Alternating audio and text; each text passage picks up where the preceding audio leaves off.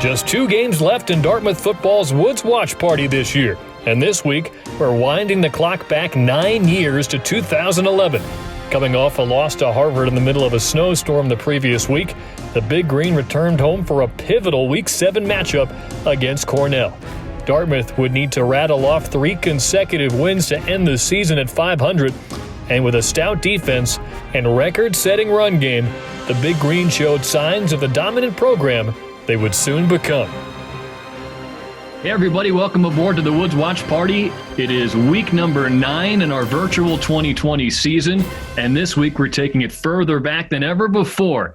2011, Dartmouth against Cornell in week 8, as the Big Green continued to transform a bit of a rough patch in the program's history on their way to a really successful run and great seasons, and eventually an Ivy League championship in 2015. And here in 2011, we're going to see one of the turning point games and signs to come for the future of a very successful Big Green program. We're so excited to have 3 awesome guests with us, 3 players who starred in this game. First, let's send it to South Carolina. We've got wide receiver Bo Patterson. Hey, Bo. Hey, what's up, Tyler? Thanks so much for being here. We were told that Bo was more excited than any other player to join us on the Woods Watch Party, so we're happy to have you. And let's go to Los Angeles with running back Nick SCHWIEGER. Hey, Nick. Hey, Tyler. Happy to be here. We're happy to have you. And then Bronson Green in Boston, the linebacker, starting this game with the game-high 10 tackles. Hey. Tyler, how are you? Nice to be talking to everybody, and good to see Nick and Bo as well. Great to see you guys, and we've had a lot of players here from, the 2015, 16, 17 season, but really nice to have you guys on and throw it way back to 2011. Today's game is brought to you by the Courtyard by Marriott and Residence Inn Hotels. Next time you're in the Upper Valley, stay at one of these properties just minutes from the college and enjoy all of the amenities they have to offer. Courtyard by Marriott and Residence Inn are proud to support Dartmouth Athletics. As we get this thing started, I'd love to hear from each of you. We'll start with Bo, then maybe Nick, and then Bronson after that. We'd like to hear your mindset, the scouting report, your attitude coming into this game after a wild snowstorm against Harvard. You came up on the short end of that one, but here was an opportunity to really make a mark in the Ivy League toward the end of the season, Bo. Yeah, so, not to speak for the other guys, but this felt like a must-win game after we came out and kind of tucked our tail a little bit in that snowstorm up in Cambridge. We really had to have this one. Luckily, we got a little sunny weather, good conditions, and this was a fun one. I'm excited to kind of be a part and watch this thing again. Yeah, we had high hopes going into the season, and we had some tough injuries there in the middle of the year. Timmy McManus went down. That was big. We had a young receiving core at the time. And, yeah, we just got waxed by Harvard the week before. So coming into Cornell, we knew we had to finish strong, and we had a good chance to finish the season on a high note. So we were really focused on taking care of business at home. Yeah, absolutely. Just to reiterate what these guys said, it was a tough loss in Cambridge, especially defensively. Harvard was able to run the ball really effectively on us, and that was one of our focuses up here. Coming back home against Cornell, I think we held them to under 100 yards. It was a huge focus for us all week in practice, and really we were just trying to get back on track. A little bit of a demoralizing experience the week prior. I think more frustrating just because we knew how talented we were. We knew what we were capable of doing, and we just didn't play up to our standards. And so that was the focus coming into the last 3-4 games of the year, is just let it all loose. Nothing to lose. And, this was a good matchup. Jeff Matthews obviously was one of the most prolific Ivy League passers in history, was the guy we had to shut down. You had guys like Luke Tasker that had felt like he had been at Cornell for 10 years.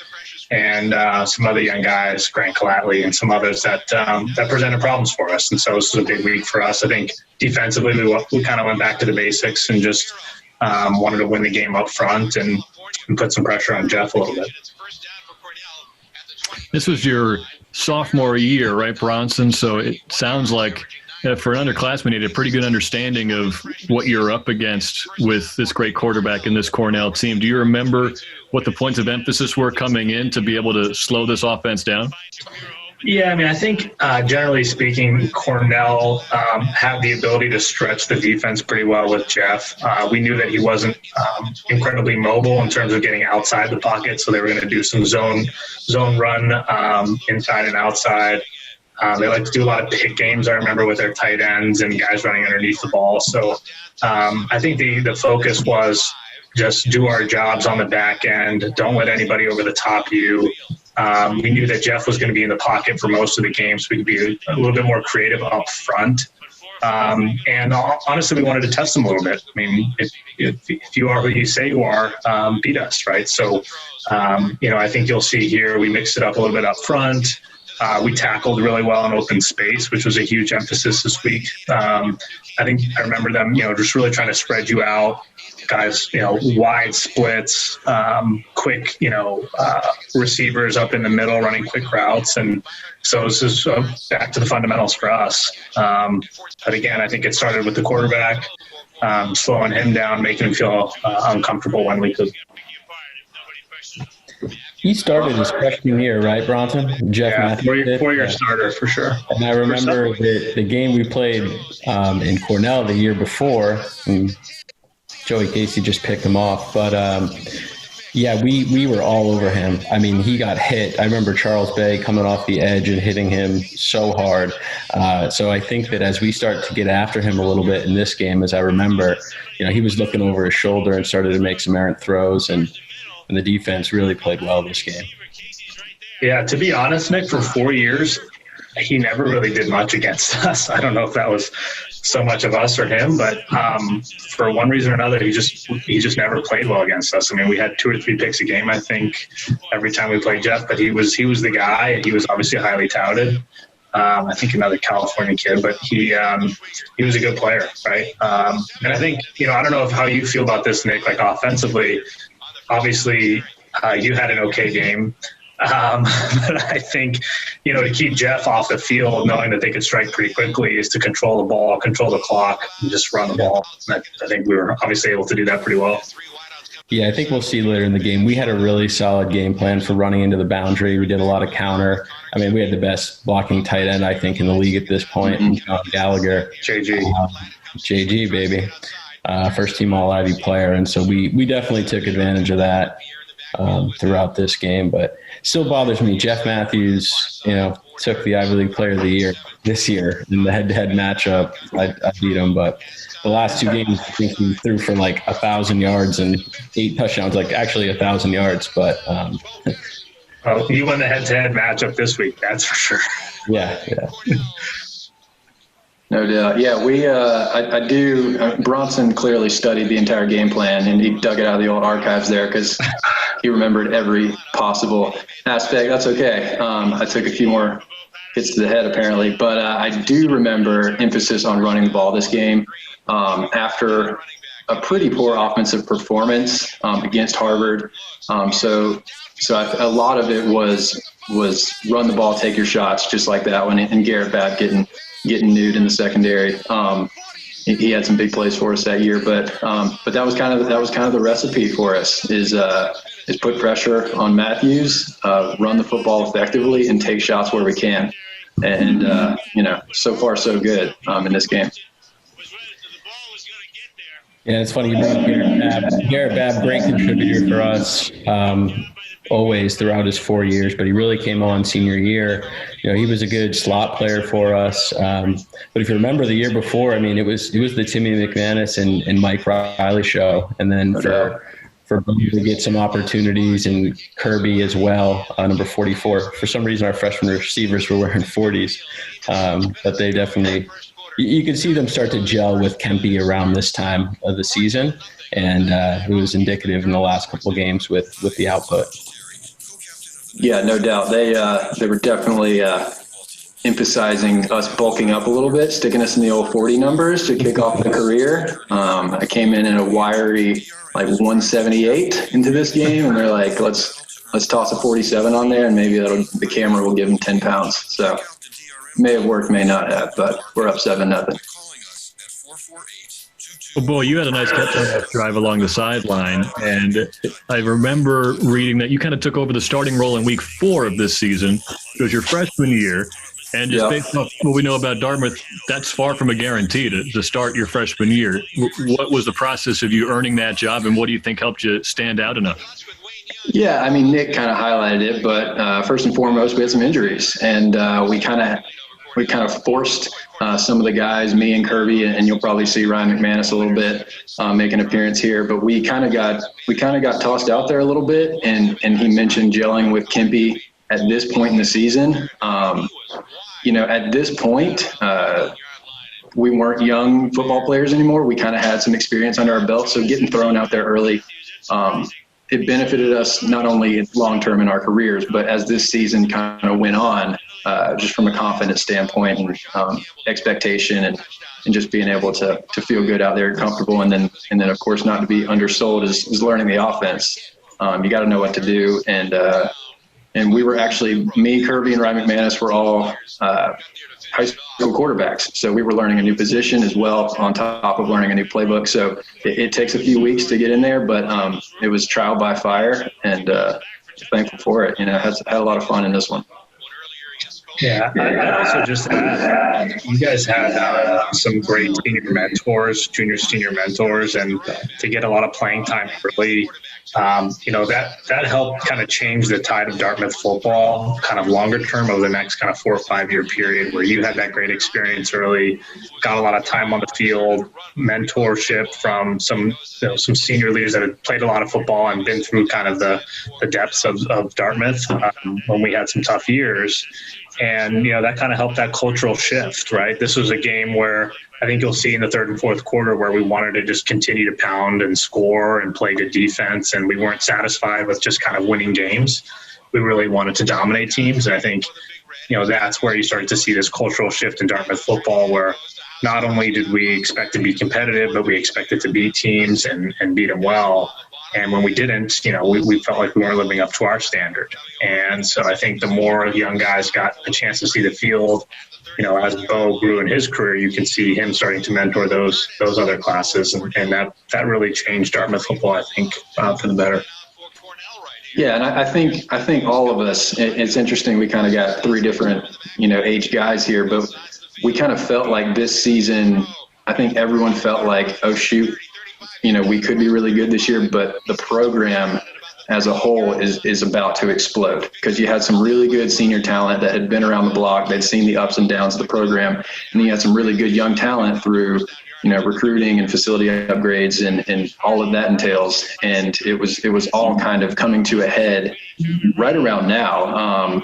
And like you mentioned, this was kind of a program changing game a little bit. It was a big win. And like Bronson said, we went into every game genuinely expecting to, compete and to win, and a lot of games, hopefully dominate. And so it's just a mindset shift. It's always difficult to turn a program around. And so having that senior leadership that you guys mentioned, Timmy McManus, for example, he was, I think was he a 5th-year guy this year? I think he was.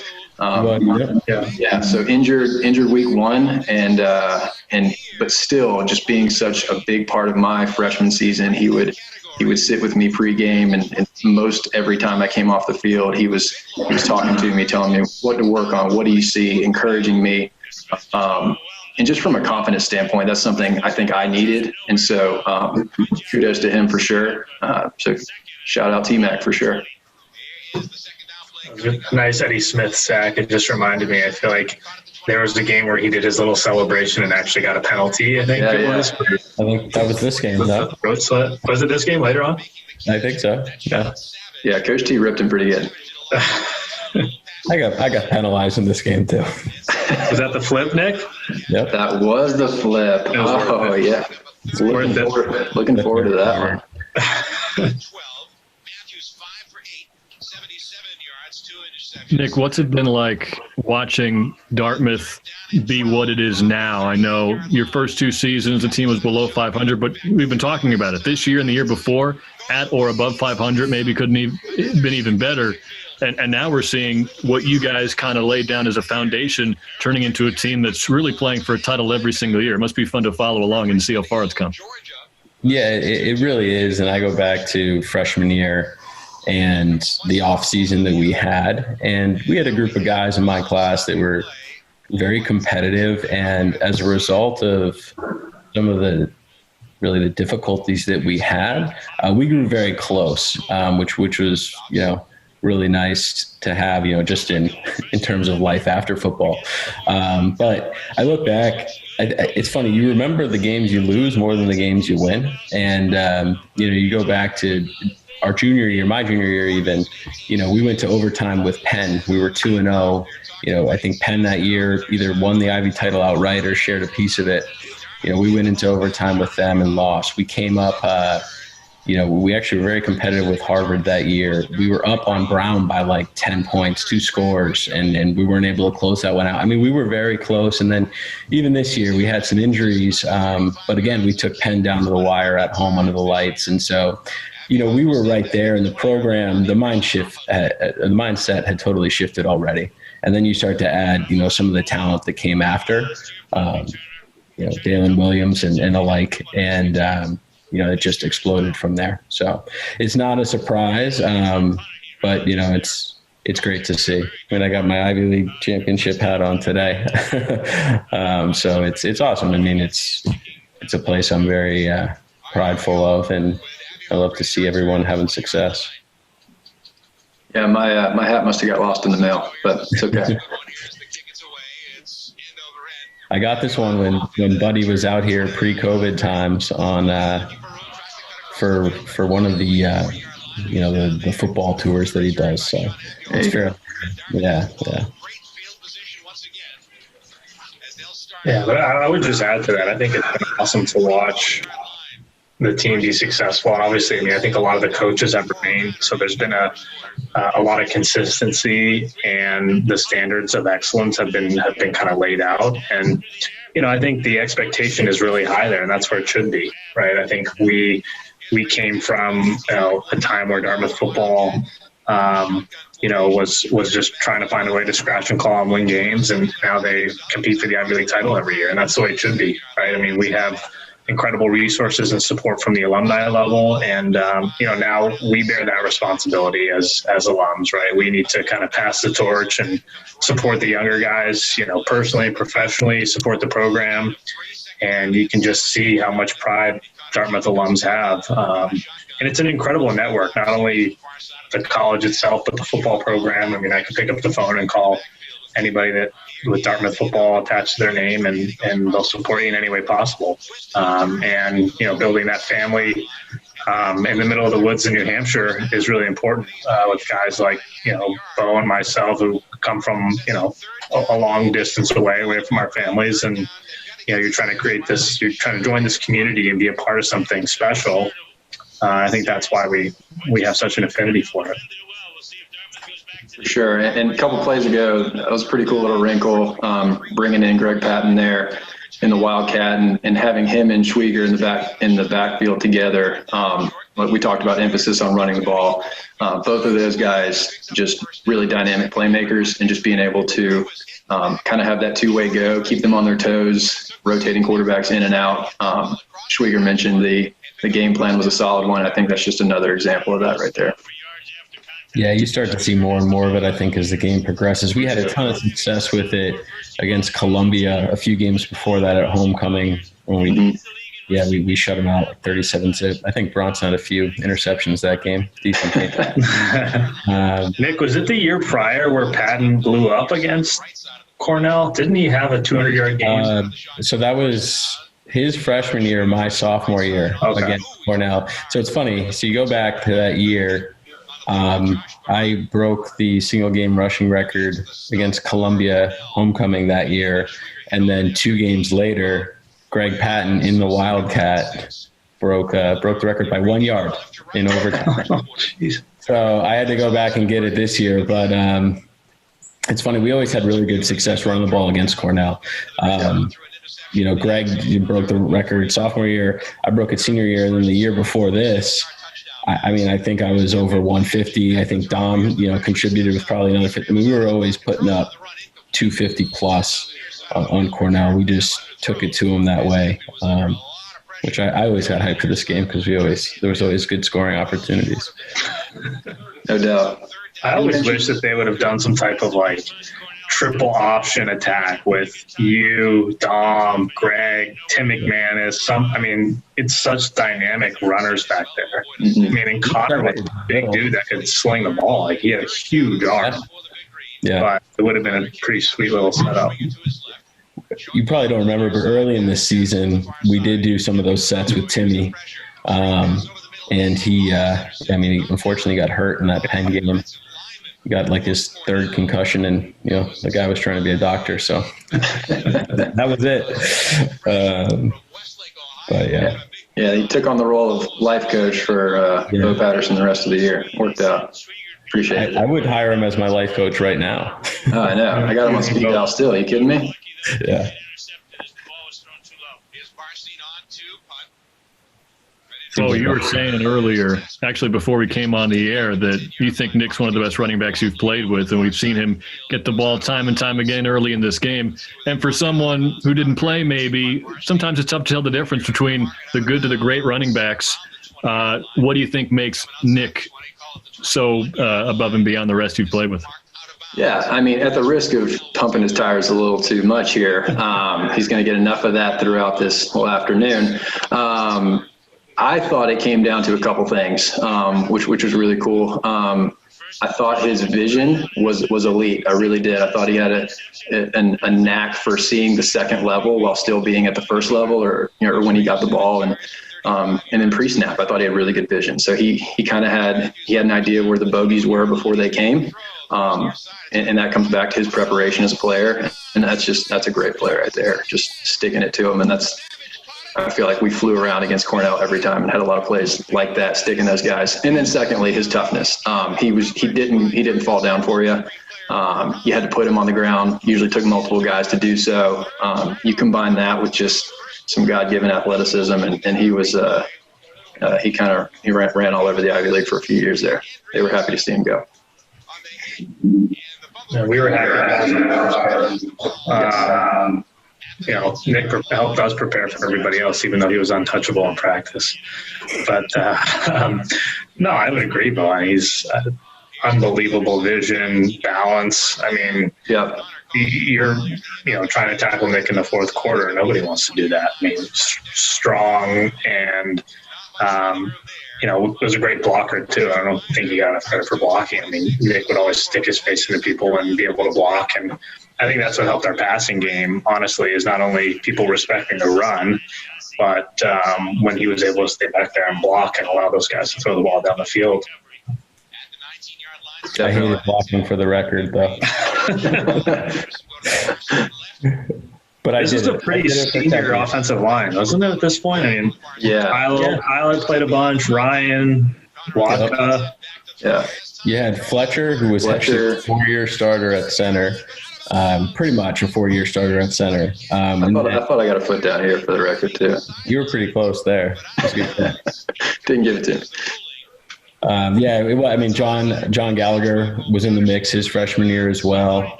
Kyle Cook, who came on, undersized, but a real good player. I think you did get your foot down. Yeah, that's bad Ivy League reffing right there. Yeah. Come on, guys. Video replay is 7 yeyears away at this point. Yeah. Can we get Rick Bender to add 7 yards to my career total after this? That'd be great. He'll do it. It would draw play. Yeah, it seemed like we always had to soften up the defense a little bit. Babbitt got that quick hitter early on, but they were definitely prepared for the run here. And there's a lot of people in the box, so we try and open it up. And I think that's why, like you'll see later in the game, we do a lot more sets with Greg in there. And then we start running into the boundary as well. So from what I remember, at least. And not to go understated on this team, Foley, one of the most accurate kickers, I believe, in Dartmouth history. The guy was as consistent as they come. Hopefully he makes this one, or my comment's going to be weird, but there we go. But yeah, just having a kicker you could rely on, that really worked wonders for us. He was great. I was next to him for so from sophomore year on, we were right next to one another with our lockers, and he was the epitome of a kicker too, which was pretty great. Kind of a lovable little head case, but he always got it done. Yeah, different breed, no doubt. The specialist. Different breed. Yep. I have seen in these videos, guys, more so than other teams I've watched. The kicker or the punter on the sideline, they're always kind of involved, it seems, in the conversations, even the camaraderie, versus maybe in the pros you'll see a kicker off by himself. So we'll get more into that when we come back for the second quarter. Right now, 10-0 Big Green, a touchdown and a field goal. They're off to a good start, and Nick SCHWIEGER's on his way to a record-setting day. Stay tuned. Make your debit card green. Big Green. Select from 16 options by visiting any Ledyard Bank location or calling 888-746-4562. Ledyard's online and mobile banking includes free personal mobile check deposit, so you can show all your Dartmouth pride on your home turf. Equal housing lender, member FDIC. Hi, I'm Pierre LeBlanc, president of Engelberth Construction. For over 40 years, we've been recognized as one of the largest and most dynamic commercial construction companies in northern New England. As a premier builder and partner of Dartmouth Athletics, we have built many facilities on campus. And at Engelberth Construction, we truly believe in building relationships for life. Go Big Green.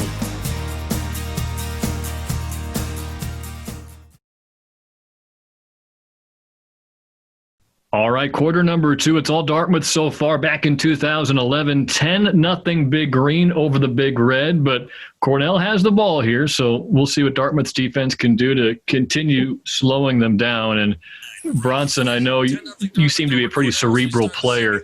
Do you remember in-game adjustments being made here at this point, or was this a matchup where you felt confident enough to just keep running out with the similar game plan to how you started and just keep keeping that 0 on the board?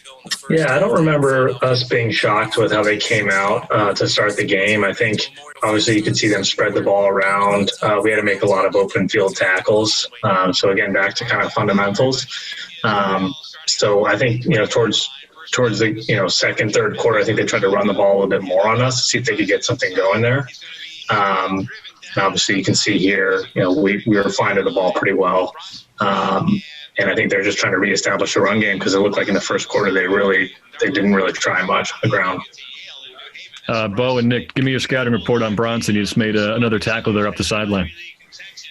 Yeah, I mean, you already used the $10 word, cerebral, and that sums up Bronson. I mean, he was that. You can see him getting guys lined up every single snap, which is just so needed. And as fast as football is moving these days, you got to do it quick to get your guys in the right spot. But I thought what made Bronson great was he just had a nose for the football. He was in seemingly on every play. He really was a sideline-to-sideline guy. Ran better than I would like to give him credit for, but he could get across there, fly to the football, and as a result, he ended up with the football in his hands a lot throughout his career, whether interceptions, fumble, recoveries, that sort of thing. So the guy just had a nose. He put his face on the ball. Well said. I mean, a great leader too. Especially, he's a sophomore here and essentially the leader of the defense. And I remember, I think it was Bronson's freshman year. We were in practice, and he was a freshman. I didn't really even know him at this point just yet. I think it was in camp. And I'm going out to run a route, and he comes up on me, and he popped me right under the chin pretty good. And not a lot of people really were able to do that, especially not in practice.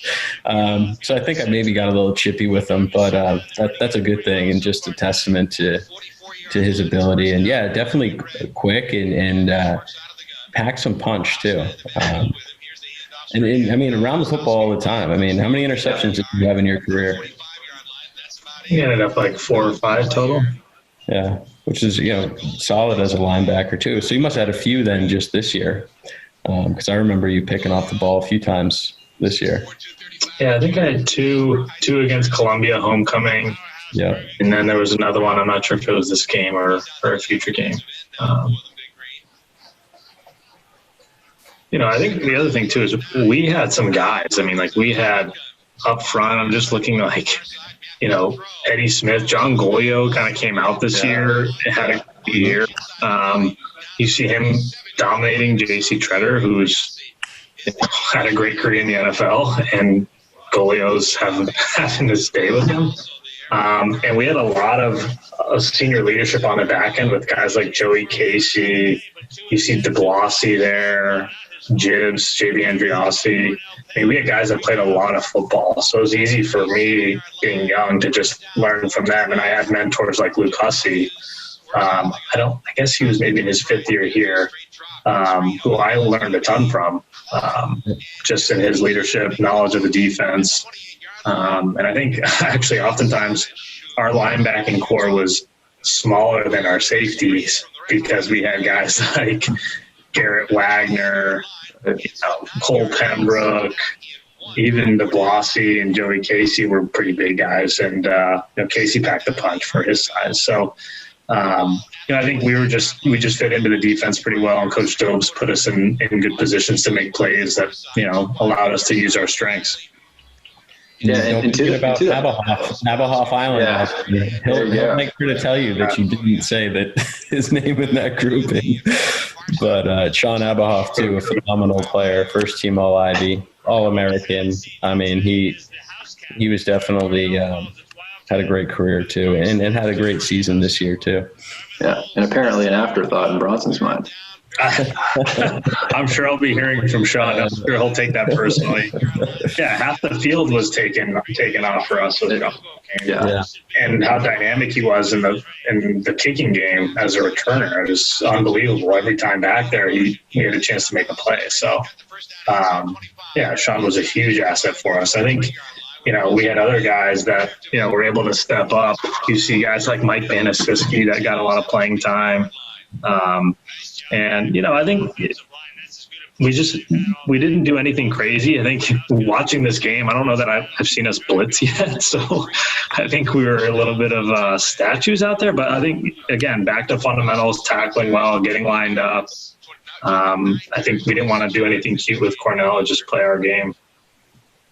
Yeah, and Bronson kind of alluded to it. But this team in particular, and that, like we talked about, just putting the pressure on Matthews all day long. But we had a lot of guys that played a lot of snaps in their careers, just kind of older, mature football players that with some younger talent coming along. And when we came together, we really were a dangerous team. I think this week really did show that. Nick, Royce pound for pound, strongest guy you've ever seen? Ever. I watched him squat like 680 pounds. The bar was bent up and down. He was a little ball muscle. It was the best. So much fun to watch. Yep.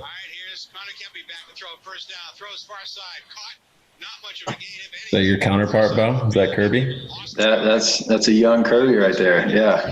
And it was fun. We were just young pups at this time, still trying to find our way. You guys found it. I tell you what I miss. I miss the old huddle. I miss the huddle. We don't see that anymore. I know. Everyone's just lined up in directions. Yeah. Back in your day, Bo, they used to huddle during games. I know. I'll be telling my kids that. I had to look Connor Kimpy right in the eye and ask him what I had to do. I couldn't hand signal it out there. And is this before they eliminated tackling in practice, guys? What was the practice like for you? I hope it was before that. Otherwise, Bronson would have got a mouthful putting hitting Nick under the chin. I have a feeling it was sophomore spring before junior season, if I remember correctly. That sounds about right, yeah. And I remember Greg Patton and I went head-to-head on a goal line drill live in 9-on-7, and I think we were both had some type of head injury together. And I think I remember a few weeks after that, Coach Stevens having a conversation with me, just saying, "Hey, we've been having some thoughts about practice. We're looking at how we're going to do things in the summer, leading into camp. What are your thoughts on doing something like this?" And I was resistant, to be honest. I thought at the time we were getting beat up front. I mean, you look at the Penns, the Harvards, the Yales. I mean, physical teams, physical games where I felt like, I came from that old school model of just hit people harder and just keep going at them and be stronger and tougher than everybody else. And to Coach's credit, we worked through a plan. He was committed to it. And I think the biggest opportunity for us was to see the impact of it in game day, right? I think there were some reservations where we were saying, well, are we going to actually be able to tackle, or what's it going to be like to actually hit each other again? And I think in a lot of cases we were more prepared because we had focused on the fundamentals of tackling and hitting versus just smashing into each other. And we were fresher. I think, we had less injuries and guys, feeling healthier towards the end of the season, which obviously was a huge impact for us. Yeah, and as a skinny receiver out wide, I loved the transition. I didn't have to worry about getting blown up by Bronson Green on a Tuesday afternoon when I was worried about a math final coming up. I'm getting a really bad rep here. Yeah. Practice player. Yeah. Yeah, I think that was a good shift for the program too. I mean, we had always seen a lot of injuries, and I think that's just the nature of football. But whatever you can do to mitigate risk, right?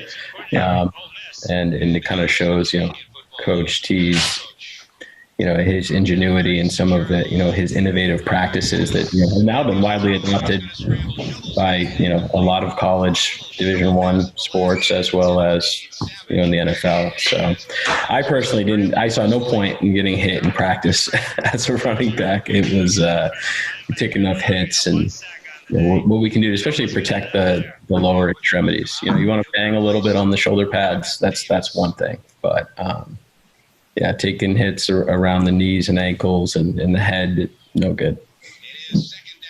I would also say I think the strength and conditioning programs at Dartmouth really evolved over the past, call it, decade, where, we now look the part. I think, speaking from my own case, I definitely did not look like a Division I college linebacker when I played.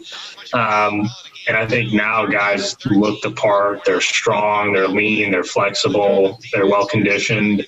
And I think that kind of really set the benchmark for the future of the program.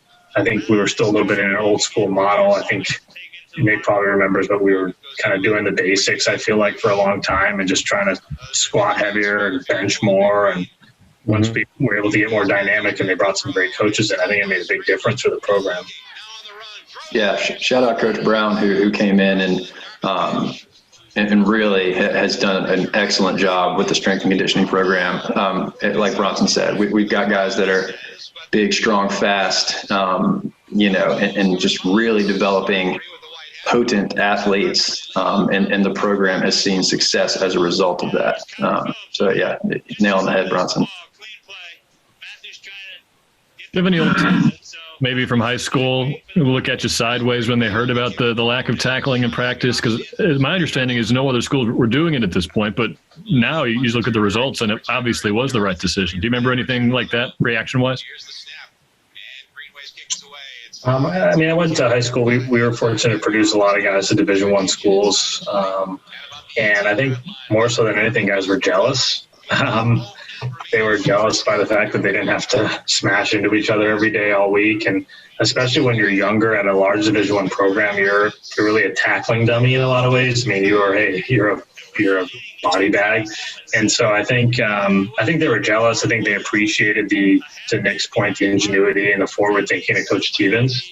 And I think honestly, that's kind of the case for a lot of my friends is jealous of my entire Dartmouth experience, because as a football player, you still have the opportunity to do a lot of unique things at Dartmouth that you don't have when you go to a different school. Things like studying abroad, the transfer terms, you're able to explore, different regions and take different types of courses, the liberal arts education, the things that obviously that Hanover has to offer. And I think when you look at the experience kind of holistically, there's a lot of great things that are really unique to Dartmouth, and especially as a football player that you have access to. And Bo and Nick, I understand you guys both got recruited by multiple Ivy League schools. It specifically says you chose Dartmouth over Harvard. So I want to open up to all you guys. This is a solid drive. I don't think we're going to miss any wild plays, but I'd love to hear about what helped Dartmouth stand out for you. Oh, there's Greg Patton for 25 yards. I spoke too soon. But, tell us where Dartmouth stood out, because one of you guys said, I think it was Bronson, bonding out in the woods in the middle of New Hampshire doesn't sound like a typical college experience, but everyone seems to come away really enjoying it. And, Bo, I'll start with you on that. Yeah, I think, when I kind of narrowed down the recruiting to the Ivies, I took a hard look at all of them. And I think Dartmouth brings a lot of unique things to the table. One, it's not in a city, which I loved as a small town kid. And then it was a smaller student body, which I love too.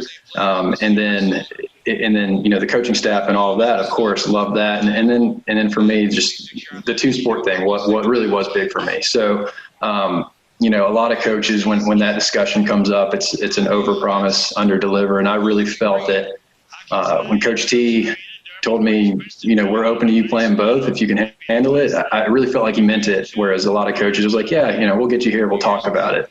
I'm not gonna name names on who that was, but I really felt like Coach Stevens had my best interest in mind, and so for me, once I set foot on campus and talked to the coaching staff and saw what Dartmouth was in the community that kind of was mentioned earlier, once I set foot in Hanover, it was my decision was pretty easy. Yeah, Bo hit on something there with Coach Stevens. I think that is really unique to Dartmouth, and that's a guy that played football at Dartmouth, and he knows kind of what it's all about. I mean, obviously from a different generation, but I also believe a two-sport athlete too, in playing hockey and football. So he gets it, and he also gets what the experience should be like. And frankly, you can feel that when you talk with him. I actually had committed to Harvard, and then I backed out and went to Dartmouth. Mostly because Dartmouth hadn't offered me yet. Is the reason why I had committed to Harvard. But the first time I visited Dartmouth was my junior year of high school, and I just loved the place. I loved where it was. I loved the drive up. I mean, I grew up in Massachusetts. I loved the drive up, and I just loved how it was kind of just like nestled right next to the Connecticut River, and I always kind of liked the mountains, and I don't know, it just all felt right. In Cambridge and what they got going on there is, I mean, look, highly successful program. Tim Murphy's a phenomenal coach. So I have nothing bad to say. For me, it was just about a feeling. And I don't regret it in any way. Yeah, I would echo what these guys said. I mean, I think coming from Los Angeles, it could not have been further away geographically. And it was just a complete culture shock for me, being in the middle of a big city and going out to the middle of the woods. But there was also something unique about that. And I always thought to myself, what a special place to be able to come back to have this great experience and always call it home, my second home.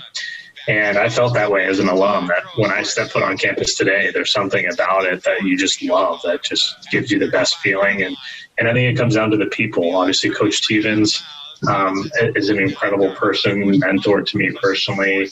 But, he sets the standard for Dartmouth football, Dartmouth athletics, and that experience. And, when you step foot on campus, you get that it's real.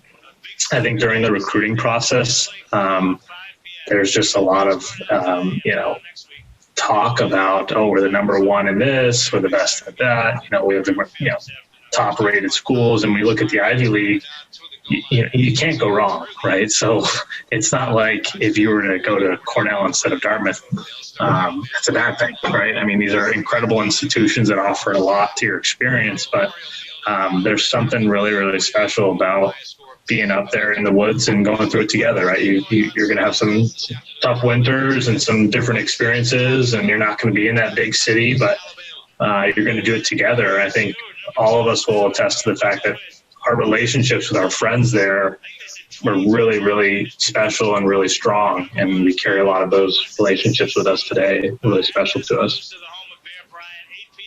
Well said. Well So, said. so Nick, you grew up in Mass, but now you're in LA. Bronson, you grew up in LA, but now you're in Boston. What led to the crisscross here, guys? Nick, do I have that right?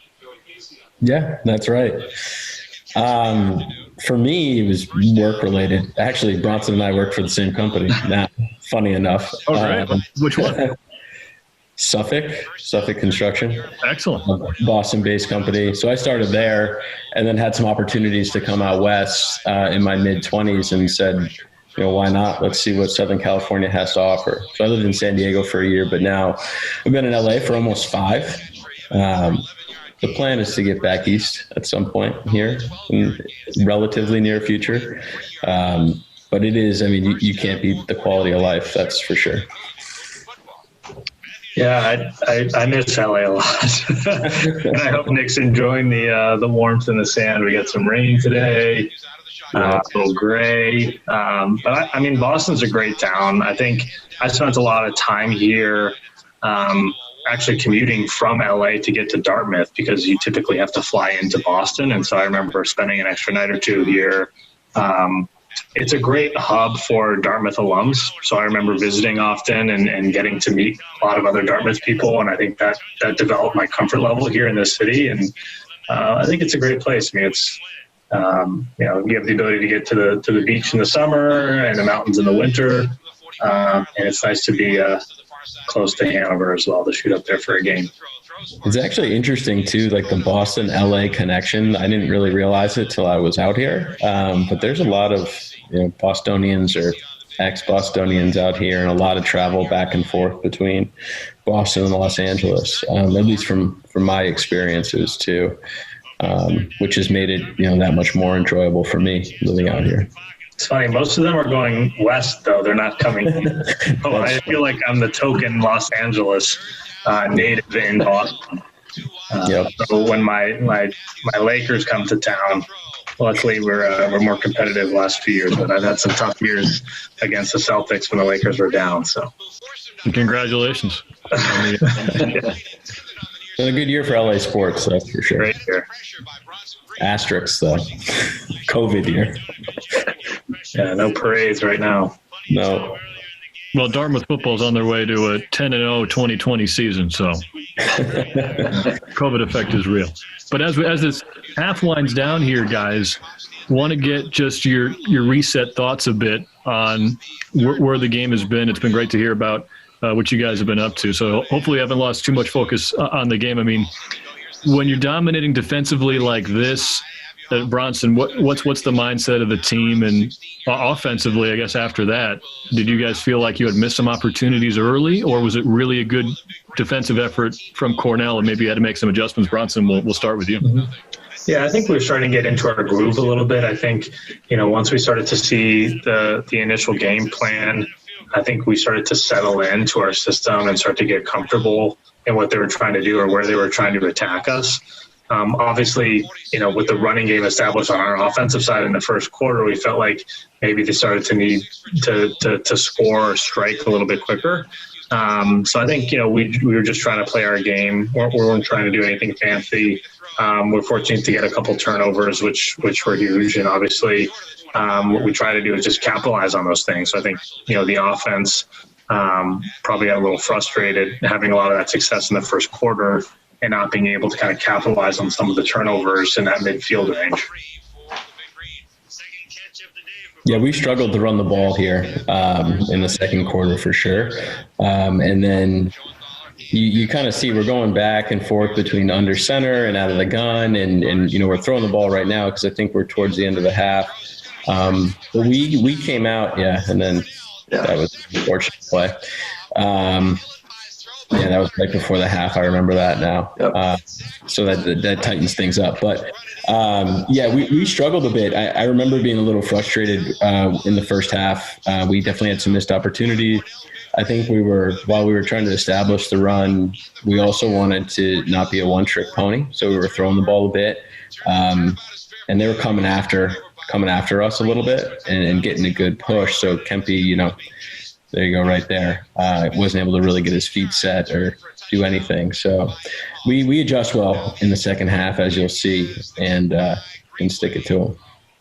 Yeah, and I specifically remember, after this play, it kind of felt like we were cruising, and all of a sudden it's a 3-point game. And just coming to the sideline saying, we got to make some big plays, trying to hopefully get on the board right before the half here.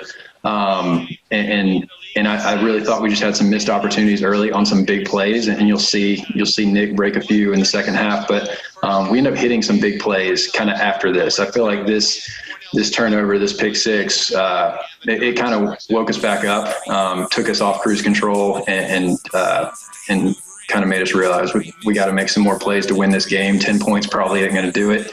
And I think you'll see it as we come out firing on all cylinders a little bit better in this next drive and in the second half. Yeah, we power run game. We start to bring John Gallagher leading through the hole in the second half, which is always going to usually take.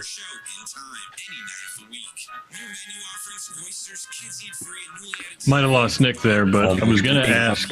Oh, there he is, a little bit of it anyway. I was going to ask about the response from Connor, because you guys have, 96 seconds, I think it says here, Bo. So you needed him to step back and continue throwing here if you want to get some more points on the board. So do you remember what his mentality was like after that tough pick six? Yeah, so nothing ever rattled Kempy. He was a toolsy guy. I mean, he had all the arm talent in the world, and we really had confidence in his ability to make big plays, which as a receiver, that makes it a lot of fun. We had a shot play specifically, do remember, in the game plan kind of drawn up for this game. I think we run it at some point, but a little post corner, max protection type of thing, and it was almost a one-man route, and it was either throw it to me or nobody type of situation. But yeah, his ability he really could take a game over throwing the football when he decided to. So we weren't worried about Connor here. We knew he had the ability to take us down the field quickly, and then they gave us good field position here. And then it was just kind of like, oh shoot, we actually have a chance to really score here going into the half, and taking that momentum back that maybe in this moment they still have. Kempy was never rattled. That is true. He, one of my best friends, the guy, unrattleable. That's for sure. He could take a hit right in the chin and get up and throw the ball downfield the next play. Yeah. Tough dude. Very tough dude. I think he got block of the week 3 times this year. He did. He was a guy that had to get hit, and once he got hit, he started to play. He'd get in the zone and get going.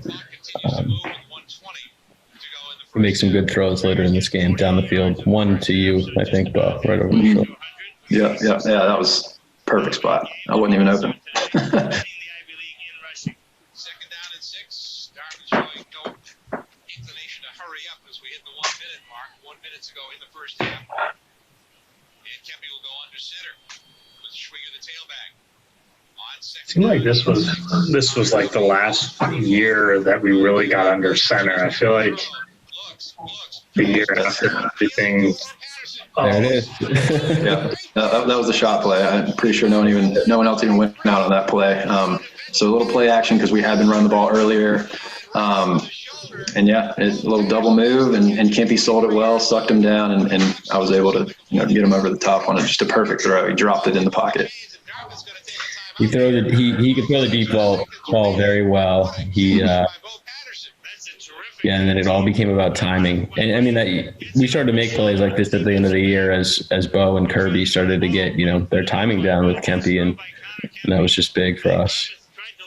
Yeah, I remember Schwieger being super pumped up after this play. It was one of those we knew we kind of had to have it, and then when it it's one of those you call it in the huddle and everyone just kind of looks in each other's eyes like we got to have this one, and when it works out, it's a cool feeling, and executed to perfection. 11 guys. Yeah, I think I ran right down there for you. Yeah, first guy there, and he was the one that got the fake.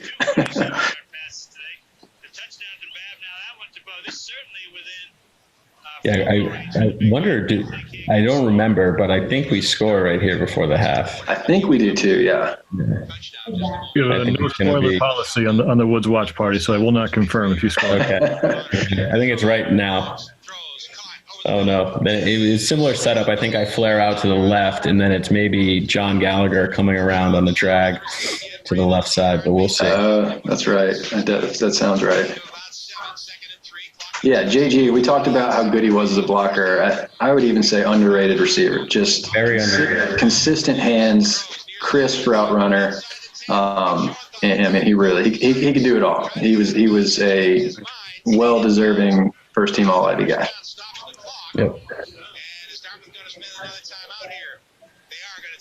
He was, there's a lot of respect for him in the league for what he could do and his toughness too. I mean, I felt like he was always nicked up in one way or another, but he just got it done. Always got it done. He's a guy you could count on for everything. I bet you, like, if you looked at his score sheet after every game, he was like 95 and up in terms of his assignments and everything. Yeah, phenomenal hands too. Great player for us. Yeah, just a pro. He was just a pro in every aspect of the game. I mean, he took he's a great mindset on the game of football and what it was to be a collegiate football player and the preparation and just everything. We affectionately called him the General. Yep. That was him. So I think it's this play because John's right there on the right side. I think he's going to come around left. Let's see. Yep. Nice little jump there, John. Yeah, there it is. Big play in the game right there. And what's the time left, Tyler? Can you tell? We called a timeout with 17 seconds left, so somewhere in the low teens. That was huge. That was a great drive, 2-minute drive. I mean, that was really Kempy right there. Yeah, for sure. And that was a good play call there too. John sneaking out and getting it done. Yeah, after the pick six, you go 5 plays, 70 yards, most of them on the deep bomb to Bo, and then took a minute 23. So big swing there, and extra point not guaranteed. He knew something I didn't. I get the tape early. But yeah, on that last drive, they started running. I don't, for whatever reason, in the 2-minute drill, they ran a good bit of man coverage, and we were able to get some guys loose. And here, just kind of running that little mesh, that little drag, and you see you got a collision with the ref, and you get a wide open John Gallagher in the end zone. So really taking advantage of our matchups there. Great red zone play call there by Coach Clark. Yeah, that was great.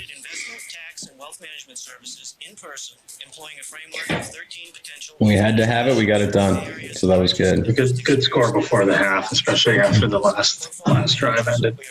Yep. Well, the offense started to find their rhythm again a little bit. I mean, I think after this, you'll see. I mean, we really start to open it up a little bit.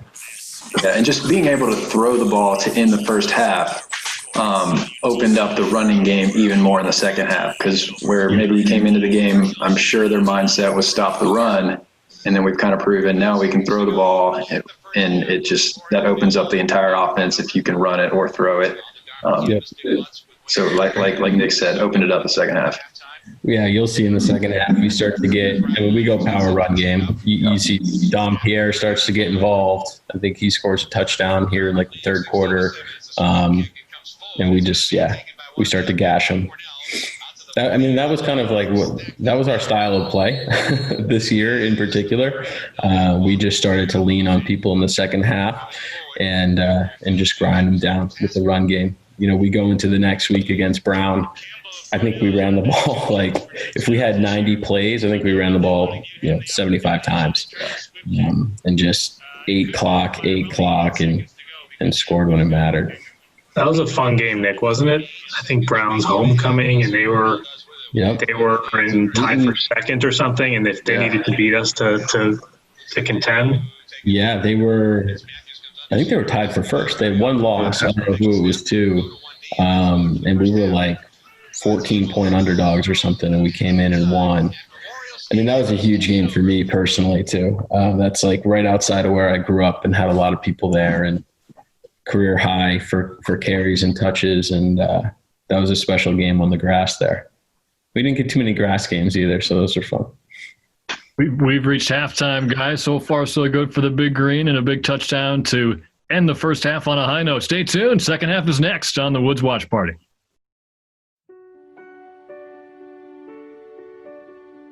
Hi, I'm Chelsea from WISE. I'm at home practicing social distancing just like all of you. For almost 50 years, WISE has supported survivors in times of stress and crisis. Even during these unusual and uncertain times, we are still here for you and your loved ones. On those inevitably hard days or moments when you're not feeling particularly strong, we are here for you every hour, every day. While it feels like everything in our world has come to a halt, violence doesn't stop just because there's a virus. Call 866-348-9473, and to chat with us online, visit our website, wiseuv.org. Call 866-348-9473. You are not alone, and you don't have to be in a crisis to call.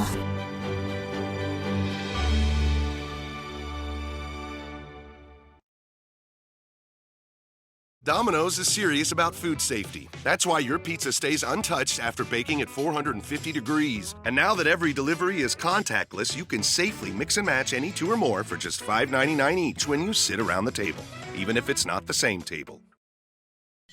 All right, halftime is over. The Big Green in front, trying for a statement season turnaround win against Cornell. So, out of the locker room, let's hear from our celebrity guests. And guys, I always ask this, and we don't need anything overly dramatic unless you have a great story. But tell us about halftime conversations, speeches, adjustments that you tend to make, and what actually goes on in the locker room. We'll start with Bo, then Bronson, then Nick to get us going for the third quarter, as we do have to clean up a perhaps fumble here off the kickoff. It looks like Dartmouth's going to keep the ball. So, Bo, go right ahead.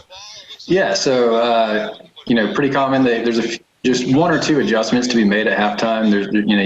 You can't make a ton of adjustments. We had some momentum going into the half, so come in, we hear the one or two things that were changing, and then I was pretty notorious for grabbing a peanut butter sandwich and running to the training room with Mike DeRozier and trying to catch a little cat nap before the second half. As a freshman, I was able to sneak away. As I got older in my career, it got a little harder to sneak away. But how do you manage a nap? What are there, 15 minutes? It's a little power nap, Tyler. You lay the training table down, you shut the eyes, and you're refreshed for half number two. This is really impressive. I mean, it takes me if I'm exhausted, it takes me 10 minutes to fall asleep at night. But you got adrenaline going, and you scored a touchdown out here. I mean, my mind is blown.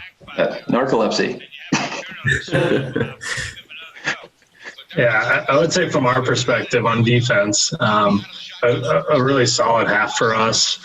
I think like anytime you go up, you're up in the score at the end of the first half, you really take ownership as a defense and say, look, the offense doesn't need to score. We got to win this game on our end. And I think, it was kind of an up and down first half. I think we saw offensively how quickly we could strike. And I think that gave the defense a lot of comfort and knowing that we were able to move the ball at will when we needed to. But I think defensively, you take the pride that, look, we're up at half, keep it that way, and don't let them, get close.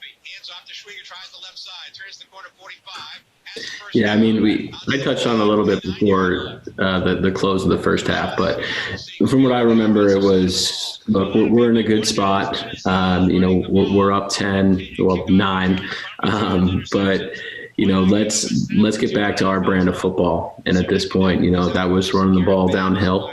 We're coming out here and doing just that. So really just adjustments up front. As a running back, you don't have too much to do or say in those conversations, but it's really adjustments with the line, and that's Coach Clark and the rest of the group there. And we made some great adjustments, and you'll see that here in the second half. Yeah, and we touched on it earlier, just the senior leadership that we had. I mean, that does come out at halftime and grabbing momentum back, when sometimes maybe you don't have it. And if you keep an eye on Nick specifically and a lot of those seniors, if I get a grab, he's the first guy there to congratulate me, motivate me. As a shy little freshman, kind of getting his feet wet, those little things go a long way. And that kind of showed me how to handle myself as I became an older football player at Dartmouth. And we had younger guys coming up, because you always got younger guys upcoming. And so the senior leadership was big, just kind of getting us over this hump in a game like this, kind of one of those must-haves. We definitely talked about doing more of this formation here. You got Greg Patton in the game here at quarterback in that Wildcat set. Yeah, so I'd be interested to see what play happens here. But, yep, we'll probably go into the boundary here with lead blockers. Yep. And, yeah, Greg was a strong, fast dude. And there we go, ripping off 8 yards right there on first down. So that's what's going to happen a lot here in the second half. Greg was deceivingly strong. I mean, really difficult to take down, and wouldn't necessarily look like it. I mean, like a lean frame, but he was a great runner. Always helped forward. You're right. He did. He didn't have like a whole lot of mass on his body, but he was very strong. Strong, yeah. There's Ryan O'Neal that's down right now. The guy was an absolute warrior. I think he I don't know if he's able to finish this game, but he'd been battling with an injury, I think an ankle injury for the year. But this is a guy you want with you in a street fight. Yeah, he's a foxhole guy for sure. For sure. First team All-Ivy this year. I mean, he's a guy that came in freshman year. I think he's about 6'4", 6'5". I think he came in like 235, and I think about this time he was probably up at like 280, 285, and just really started to embody what it was going to be like to be an offensive lineman for Dartmouth football of the future. All New England guy too. Yeah, he was a great player. He was a fun guy to play with. Was there any guy, not necessarily an upperclassman, but going back to the halftime conversations, anyone who had maybe the most energy, try to get guys fired up, smacking helmets, stuff like that? Or was it just a collective leadership committee, I guess, which we hear that phrase a lot on these broadcasts? To my recollection, SCHWIEGER was the pregame speech guy. So he was the fired up pregame. I don't remember a halftime speech from Nick SCHWIEGER, but I could be wrong. Let's talk pregame speech then. Call me some quotes from SCHWIEGER. I want to hear this. You probably can't say these. It was he was a fiery competitor is what he was, and that bursted out of him on game day. And the thing was, it didn't matter what he said; it was how he was saying it to get the guys going. He'd take the helmet off, look you dead in the eye, and next thing you know, you got chill bumps and you're ready to play the game. So yeah, just those little things go a long way, and sometimes you need that kind of injection of adrenaline. Yeah, I'm not sure defensively that we had a lot of rah-rah guys. I mean, I think the difference this year defensively is we had a lot of confidence. So guys like Abuhoff and JB and Casey, those guys just exude a lot of confidence. And I mean, when they're dominating against their opponent, obviously it's the case. But I think there was just kind of this quiet confidence. And quite frankly, I think defensively, based on the week before, our performance the week before, we didn't want to jinx ourselves, and it was just next play for us. Don't get overconfident. Don't feel like you're in a position to kind of coast through the rest of this game. Is to just keep the pedal to the metal and just keep stopping them and playing dominant defense. Well, you got 2 catches on this drive, and you're going to wind up with season highs in total yardage and catches in this game alone, just for your freshman year anyway. Do you happen to remember if there were any route combinations that were working well? We saw that great shot play, obviously, you mentioned before, but was there any pattern where you felt like you had an edge in this game against Cornell? We did a lot of those shallow drags through this game, whether it was a mesh concept where we had, guys going in different directions, or whether it was just a shallow drag.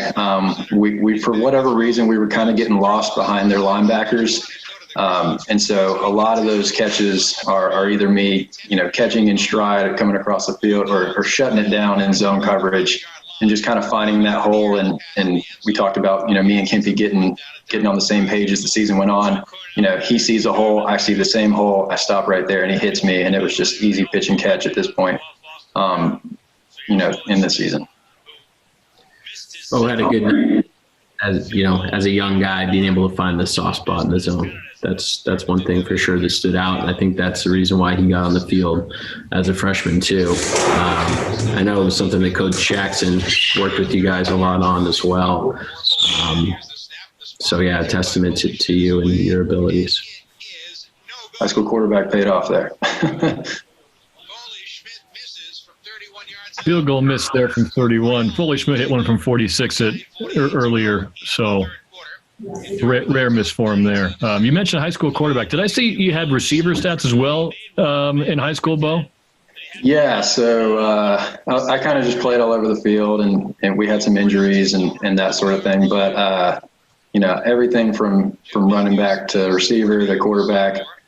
Ended up playing quarterback my senior year, mostly receiver my junior year, but just kind of put plug and play kind of guy. And then Bronson, you were fullback and a linebacker. Was that just the hardest hitting guy on the roster? So put him in those positions however you could? Shortest neck on the roster, I think. I played a lot of fullback. We were in a lot of I formation. I played in front of a future All-Pro, a guy named Anthony Barr, who ended up having a successful career, obviously, as a linebacker for the Vikings. So he was my tailback in high school.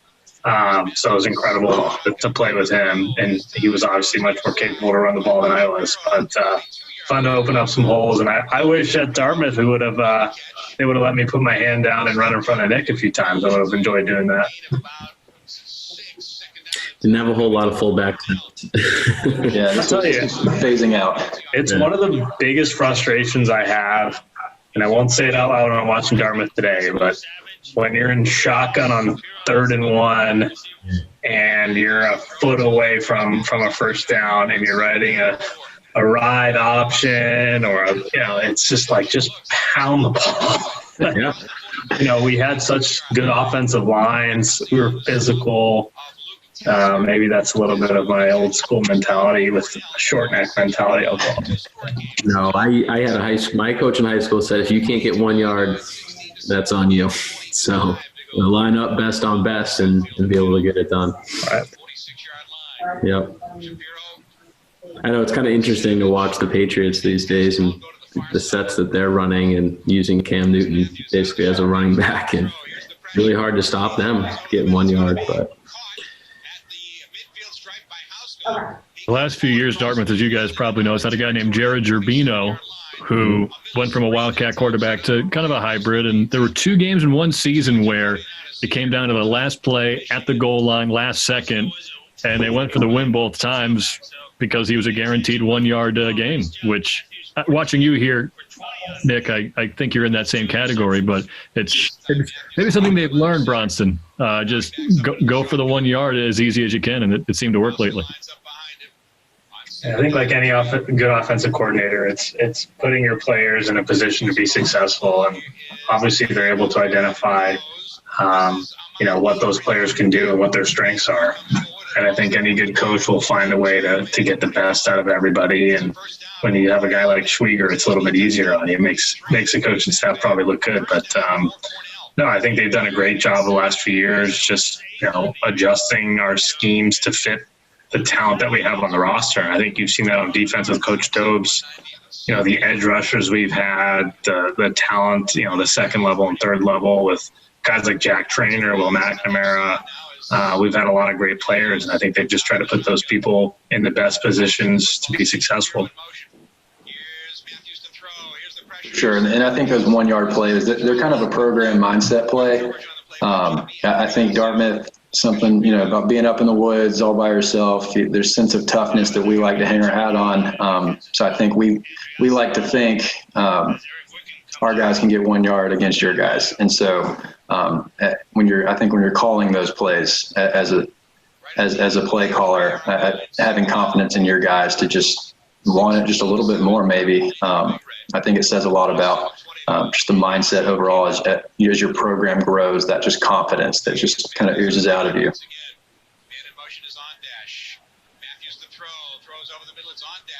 Oh, there. I think they called it an incomplete pass. Come on.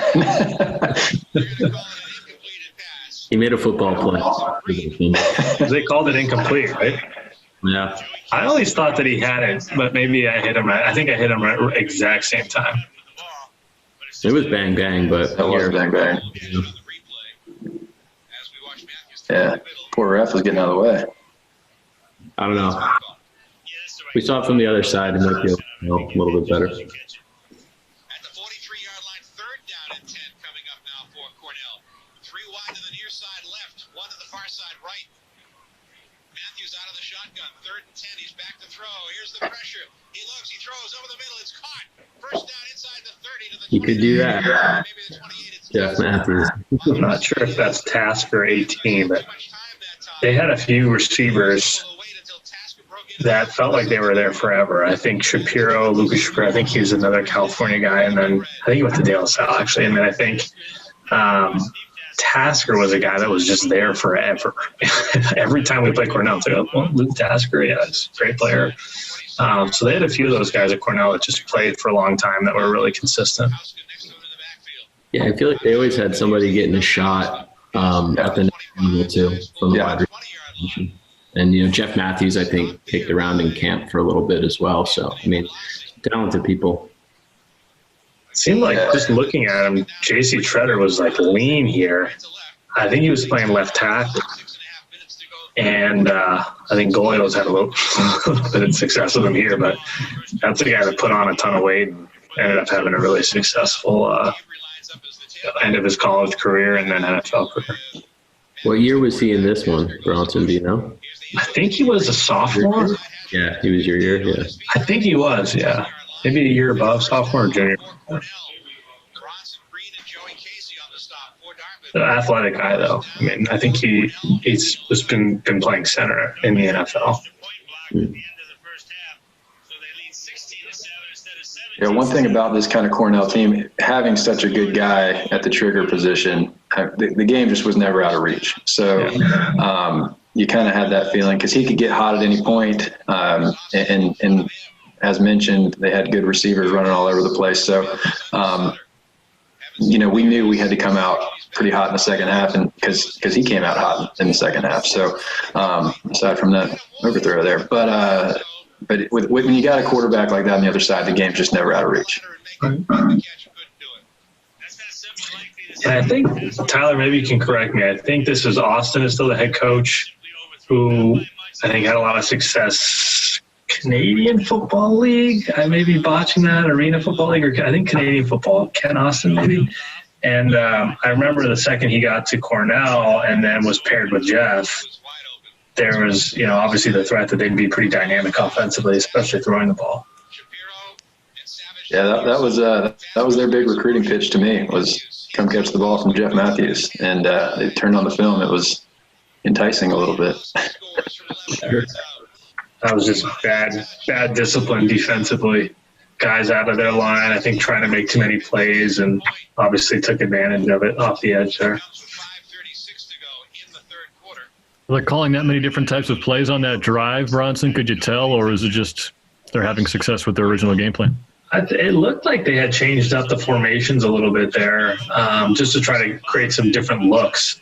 And I think a lot of times offensively, the nuts and bolts are the same, but we used to call it smoke and mirrors, right? I mean, things kind of look and feel different, right? Put guys in different places, motion them around, create a little bit of confusion on the back end, especially defensively. And I think they're trying to just create some different looks for us. Obviously, they were successful there, and I think we just tried to regroup here and just say, look, just play our game. They're not going to do anything that's going to scare us here. Let's just play our football. Obviously, a few good downfield catches, and then able to run the ball. It looked like for the first time in a while there for them. Yeah, that was almost like a design cutback play. They the funny thing that I'm starting to remember about this game is that I always felt comfortable that we were going to win. And I think that's because we went down and scored on, if it wasn't our first drive, it was our second drive, went up 10-0 early. But I forget the game was pretty tight for a while. It was just kind of a weird feeling. Like I always felt like we were in control, but it was. Yeah, I forgot that they got in here and scored and got within 2. I think the defense makes some really big hits coming into the fourth quarter. They kind of get the receivers a little shaken for Cornell. This game has some twists and turns, guys. I mean, the touchdown we just saw was the first offensive scoring from Cornell in the whole game because they had the pick 6 earlier, but they're a team that doesn't seem easy to beat. Maybe in recent years, in fact, I think it was Cornell, kept Dartmouth from what would have been a 10-0 season in 2019, even though on paper that was supposed to be a Dartmouth blowout. So they've been tough over the years. I mean, after this game, if I remember right, Cornell, I think they went and played Columbia, but then after we played and beat Brown, they went and I think played Brown and beat Brown pretty handily, I think. And Jeff Matthews had a monster game. So yeah, they were, when they got the offense rolling, like Bo said, they were a tough out. I also always just hated playing in Ithaca. I felt like every time we went there, it was 20 degrees, sleet, rain, snow. I'll never forget, just a quick story. I think it was my first start my freshman year. Was it that big? First start my freshman year, we were warming up. I'm getting all excited. It's my first start. I come into the locker room right before the game starts, and Luke Hussey comes up to me, and he just says, "Look, man, I know, you're excited. This is a big game, your first start, but just don't let the fans get to you. It's going to be really rowdy out there, and they're going to be screaming and throwing things at you. You just got to just lock in, stay focused." I think we ran out of the tunnel, and there were, I think, 12 people that were braving the freezing cold. And I just see Luke just laughing, crying, running out. "Welcome to the Ivy League." So it was a fun game, I remember. The timeout's going to be taken by Cornell before they're able to get their play off. They didn't have the players on the field that they wanted, so they have to spend a timeout with 5:24 remaining. Cornell took a timeout here, so they get that interception. And we talked in past weeks, Bronson, about how quickly you have to kind of get your game plan together between a drive. So you guys, that long drive, Cornell scores, you get to the sideline, and then the first play of the next offensive drive, you got to get ready to get back on there. So I'm watching this now, I'm thinking that timeout might actually help you guys because you're able to regroup and get a little more rest, having to be back on the field so quickly. I think we used to call them sudden change, and with Coach T, I think they still use that term, A&I, adjust and adapt and improvise. And I think that's just part of the defensive mindset is just look, wherever the ball is, whatever happens, whatever's needed, just get ready to go. Next play, we'll play anywhere at any time. And I'm not sure how this drive goes. I don't quite remember, but I think we're able to slow them down here and get off the field, which is really all you want. A sudden change situation, turnover, just 3 and out, get the offense the confidence to get back on the field and get a good drive going again. Then decided to run, and by that time, the defense got to him. Matt O was first to make contact. A loss of a yard back at the 46. Matthews had a receiver wide open out here. I'll tell you, Nick, your class that year had some characters. I'm thinking of guy Connor Phillips and Dab. Mark Dwyer is there on the D-line. Yeah, Mark Dwyer. Great guys, but characters. Yep. So, Yeah, Matto. I mean, we had a few good fifth-year seniors in that bunch. Matto, That was fifth year that year, right? Hussey, yeah. Zach Wadka, Austin Fletcher. Yeah, great group. And I think the fifth-year class, they had gone through the 0-10 season, right? Yeah, that was my freshman year. Oh, your freshman year. Mm-hmm.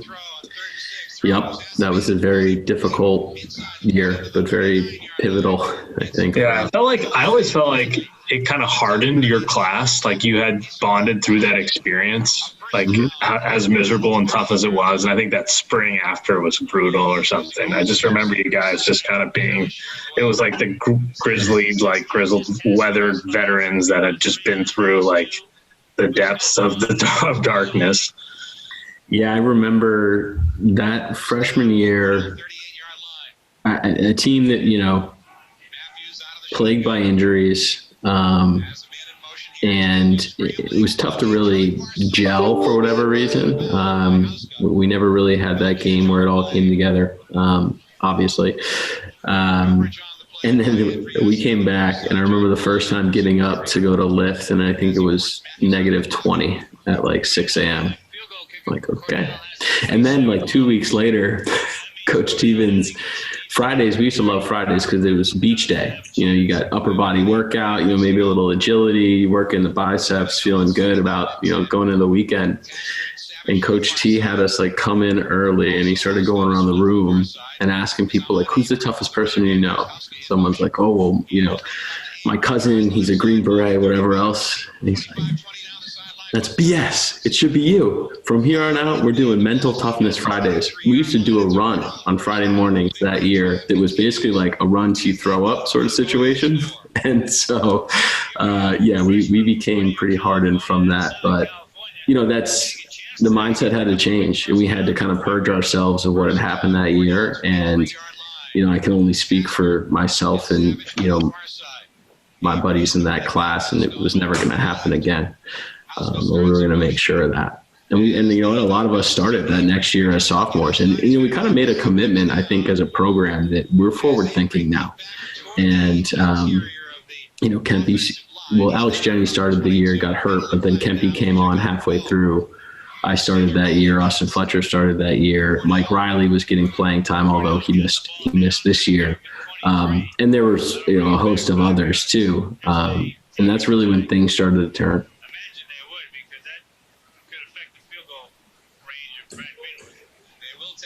I mean, Sean Abahoff was a part of that.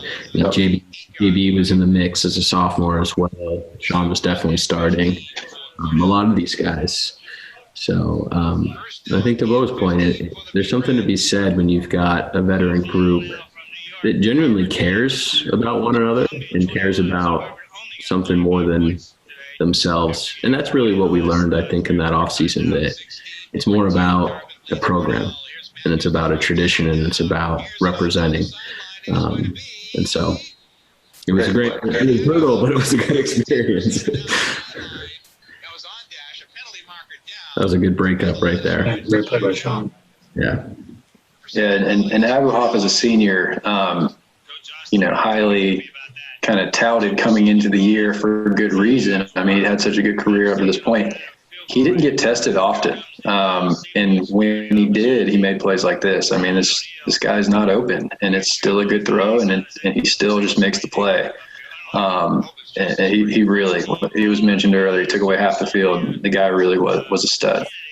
This whole year, he was dinged up, his knee, his ankle, and he just made it happen.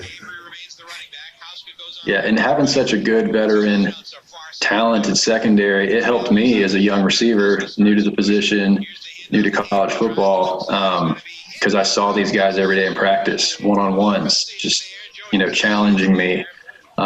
And just, if I could play against them, then I could play against any secondary in the Ivy League. And so that helped me grow quickly from preseason on and then throughout the year. Just invaluable experience that I was able to get in practice that a lot of guys maybe at some of the other schools, they weren't privy to that. Very, very physical secondary too. Yeah.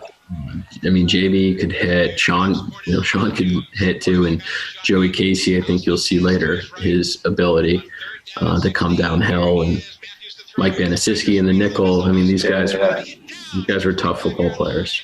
Nice play. Yeah. Good open field tackle.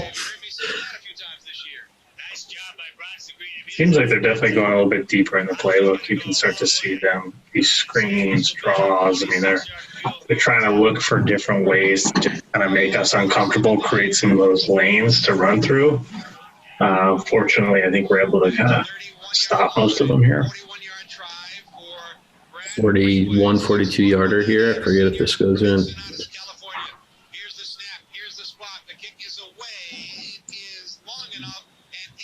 Yeah, it's a big kick right there. Yeah, it is.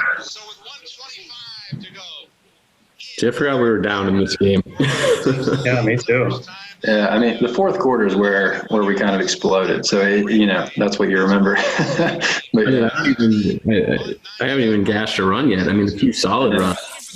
Yeah.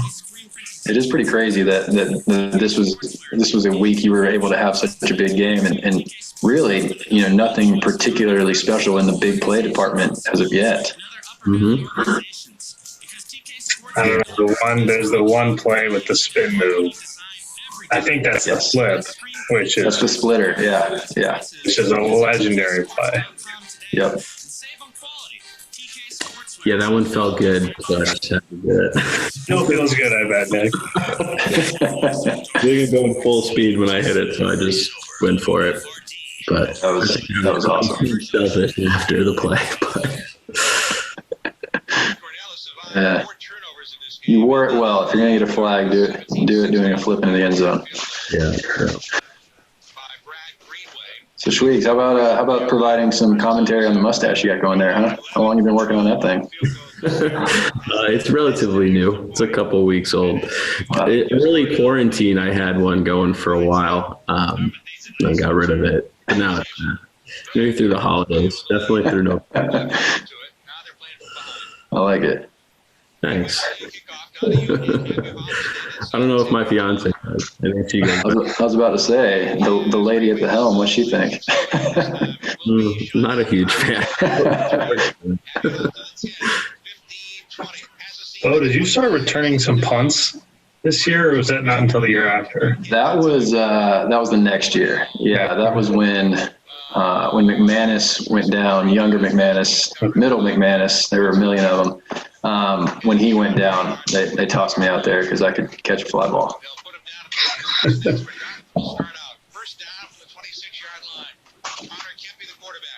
Is Hardy getting in there, Nick? Yeah, Hardy starts to get some burn in the second half. Yeah. Body, in here. So Chris Hardy, another good buddy and a great character from this class. Here we go. There's one. This should have been 6. This guy comes up quick. Nick, I feel like you got hawked about 2 or 3 times this game.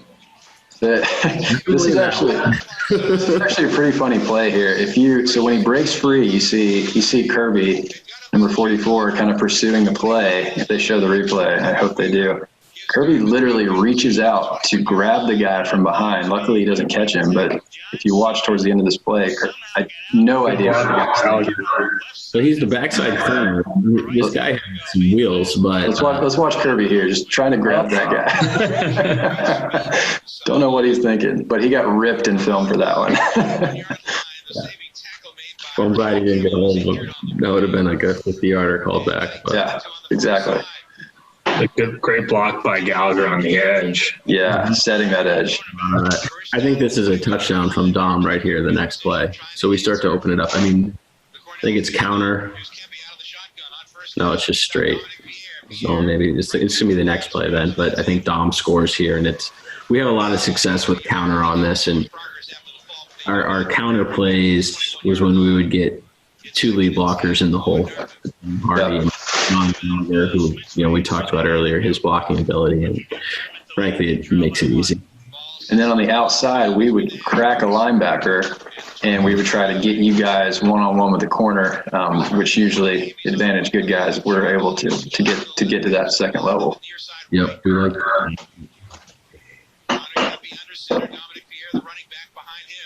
Yep. Too good. Right? Yeah, wide open. And that was another one of those crack plays where we sucked them in, and not to undersell how the stable of backs we just had. I mean, honestly, I think we had the two best backs in the league, and just we kept rolling out fresh legs and just studs. I mean, across the board. Dom was a great player. I mean, he had an excellent career. I mean, second all time in rushing. Powerful, fast, whole package, and he could come in and do this stuff. I mean, I don't think he'd been in yet in the half. He had 2 plays and, get a touch. I think it just shows too, Nick didn't need to have the ball all the time, right? He was just as happy to have these guys score, and didn't really matter to him. Obviously, he blew out this game and completely, had one of the best games in Dartmouth football history. But no pride of authorship, and just wants to win. And like guys like Dom like that, just as happy for him to score. Yep. I tell people that'll listen to me that Dom Pierre was the best thing that ever happened in my career at Dartmouth because of how good he was and how much he pushed me. He was, one play away from taking my spot, right? And so that was great for both of us, I think. I don't know how he feels about it, but it was definitely good for me in terms of what he did for me and keeping my edge and keeping me competitive, even every day in practice, right? When you got somebody else like that, it's right behind you, nipping at your heels. It keeps you going. Yeah, we were spoiled for my 4 years to have Nick and Dom, Greg Patton and all those guys. I mean, great runners. Helped our offense a lot, bailed us out a lot. Yep.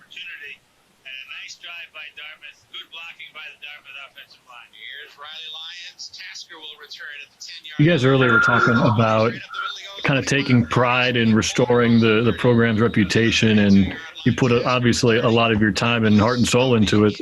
I'd like to ask high-achieving student athletes like you three and everyone at an Ivy League school, how do you find the time? How did you manage it? Were there programs in place to help you along with that? And we'll probably get most of the answers on the other side of the break. But with study abroad opportunities, Bo, you playing baseball as well. I'd love to hear about how you guys helped, how you were helped with time management, how you learned it here, and really just the student-athlete experience as a whole in a school as difficult academically like Dartmouth. And Bronson, why don't we start with you there? Yeah, I remember getting to Dartmouth and actually being really intimidated academically. That's an embarrassing play. Let's just keep talking.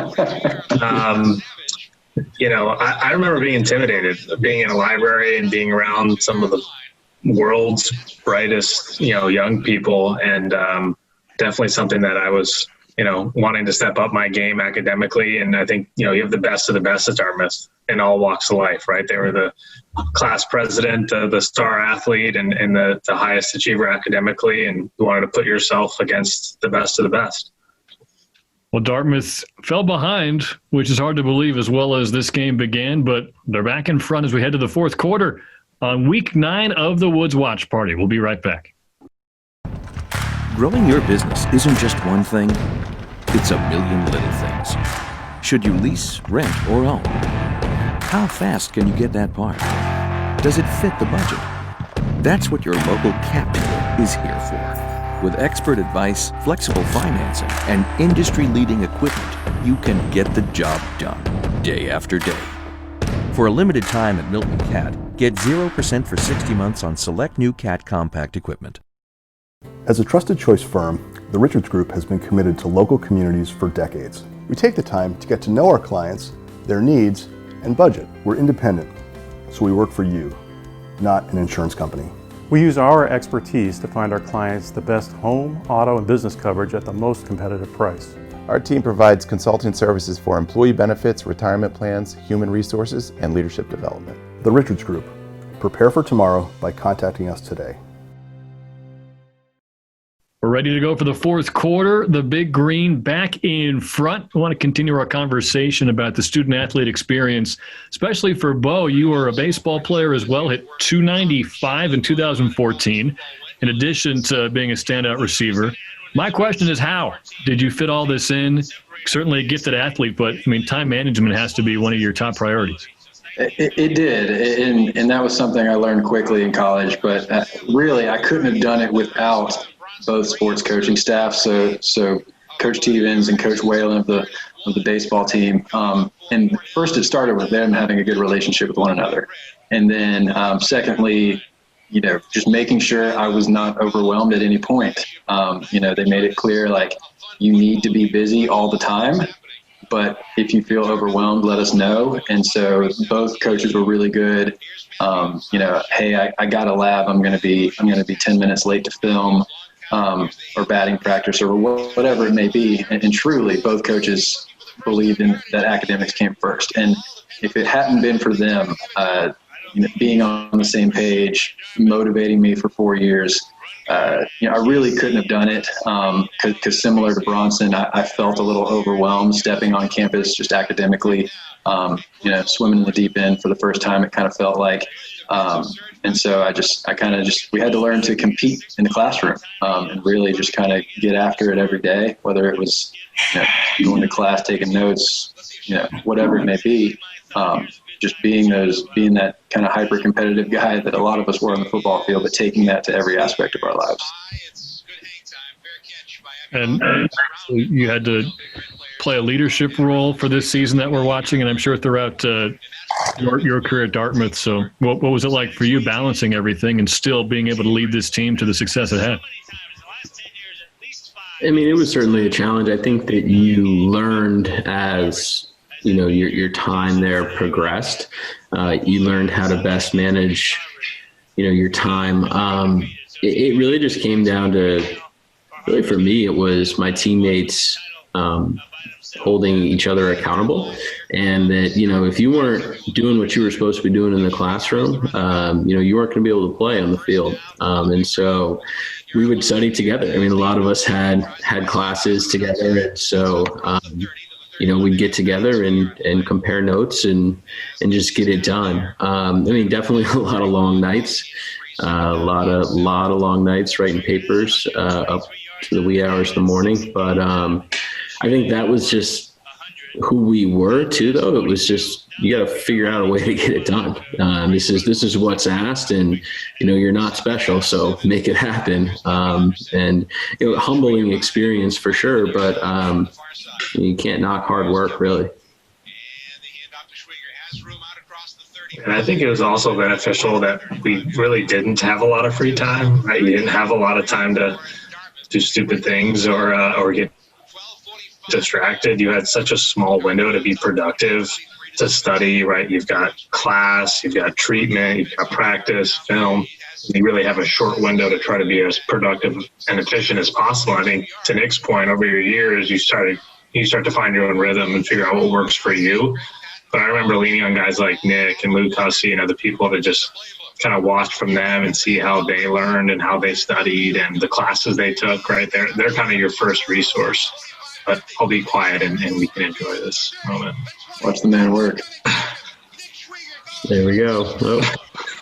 If you're going to do it, you got to have the walk. I remember being a little pissed, on the sideline. Really? The game's only, it's a 6-point game. I remember thinking, I got to try that. I knew that I knew I was bad after I did it, but did you get it from Coach T here, or no? He didn't. Coach Will. Coach Will. Yeah. But I don't know. It was just the play was perfectly kind of timed up with everything, with the way that the momentum of the game was going, and just to kind of stick somebody in the hole like that, I don't know. And I haven't done it before, but not the best. Not the best call by me, but but not to overshadow how awesome of a run it really was. There was nothing there. He spun, found the alley, and just exploded through the hole. So if anyone ever questioned Nick SCHWIEGER's breakaway speed, put it to rest on that one. The spin was pretty. The one for 53 yards earlier, that was 65 for the score. So what's the threshold then? I'd like to think they're a little more lenient these days with unsportsmanlike conduct. But let's say you have tacklers around you. You were just diving into the end zone to make sure you got there. I don't know. I didn't see much there, but you guys know better. I think it was just all alone here. I mean, it wasn't needed. You know who actually put it in my head? And I'm glad that they let the touchdown go. But there was a very prolific running back for Yale, Mike McLeod, and he had flipped into the end zone. I think it would have had to have been against us, like freshman year. And I was like, I got to do that one time. Shout out Mike McLeod. What's that guy up to, you know? Yeah, where is he? He's a good running back for Yale back in the day. This is back in the day. It's crazy. This is almost 10 years ago now. It is crazy. Feel old. I know. I'm just looking too. Like our jerseys used to weigh like 20 pounds when they got wet, and now you get these slick new Nikes with the dry fit and the different helmet. Oh yeah, one more time. Yep. That was a safety, so you know that their safeties were definitely down in the box when we were in receiver sets like that. That's a good player. I think it was Josh Barrett. I think he transferred from UCLA. He had a good career at Cornell. So this ended up being a bad penalty because they get a great return, and I think they score a touchdown right after this. But it was just to keep the game interesting. That's all it was. Give the people what they want. Yep. Thank God we won. Because it would have been a brutal Sunday morning. I was about to say that conditioning would not have been fun. You could have blamed me.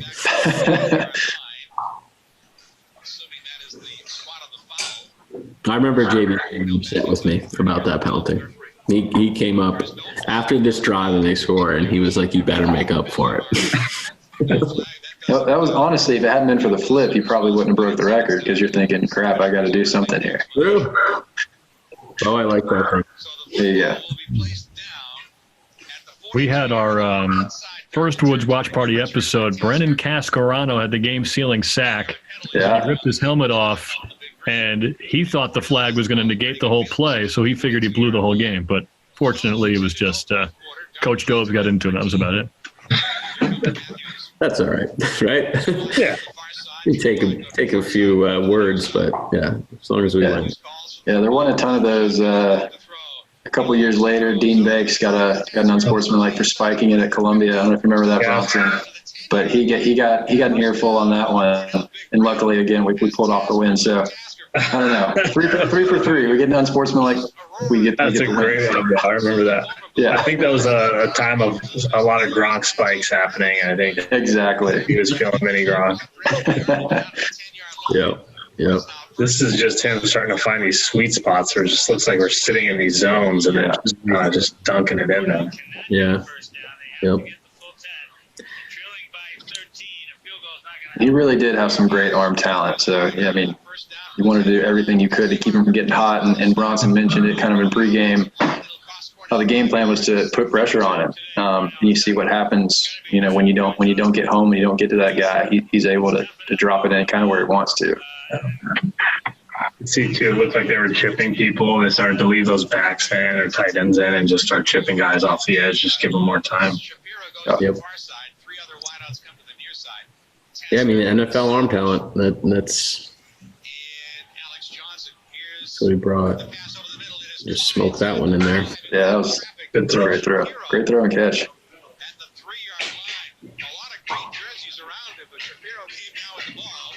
They did use their second time out there already here in the second half, so not sure if that comes into play later, but couldn't really see why they even used it there, but that should give you a little more time to rest, because usually when you see an offense have some success late, maybe the pass rush getting a little gassed out there. I'm not sure if you noticed that at all, Bronson, but maybe some more time for the QB.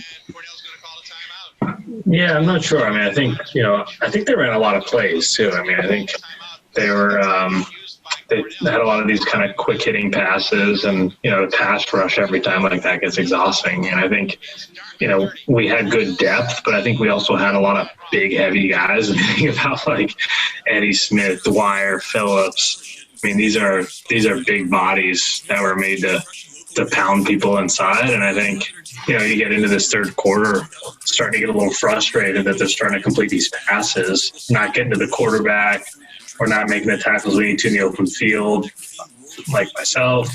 And you start to see them move the ball. So guys are getting frustrated. And I think, when those sudden changes, a penalty, quick 3 and out, hurts the defense, where I feel like we got to jump back out there. And if we're not in our groove, it looks like they were taking advantage of it here. Second down, goal to go for the Cornell Big Red from the 3-yard line. Dartmouth leading Cornell 30-17, 10:43 to go, fourth quarter from Memorial Field. And here comes Cornell up to the line of scrimmage with Matthews under center. Hasn't been there very often, most of the afternoon out of the gun. Here is the play action. Matthews back to throw, scrambles out of the pocket, throws. Knocked down at the line of scrimmage. Luke Hussey got a hand. Oh yeah, I didn't see that. 2 backs in the back. That was kind of a tell. It was either going to be the run, but then they sent him in motion, trying to outflank the defense. But well defended. You have time to watch these plays and break this down from the sideline, Nick, or are you guys trying to game plan your next offensive drive? It really just depended on like what happened on the last drive. Typically we would get together, the whole offense, and huddle and kind of talk about what had just happened, and then make any adjustments. But after the first minute or so, my role in that was done, and it was Kempe in the lineman. So depending on where I was at, I would watch the defense a bit. And just kind of be ready to go for the next play. I used to like to chirp the receivers that were out on our side and stuff like that. Just get involved as I could with the defensive effort. Is this fourth down here, Tyler? They maybe went for fourth, or yeah, you're looking at 4th and goal from the 2. Yeah, great shot right there. Yeah, and they made some big plays in the game. I mean, we talked about that big field goal they had to take the lead earlier, and then just driving down the field here, they had to have it, and they had to have a touchdown. And so to keep this thing interesting. Luckily, by this time, we're running the ball really well and kind of almost imposing our will a little bit. So I think on the sideline, we're feeling pretty confident still that we'll be able to effectively, run the ball down the field and score again. But credit to Cornell here, coming down the field, doing what they had to do late in the game.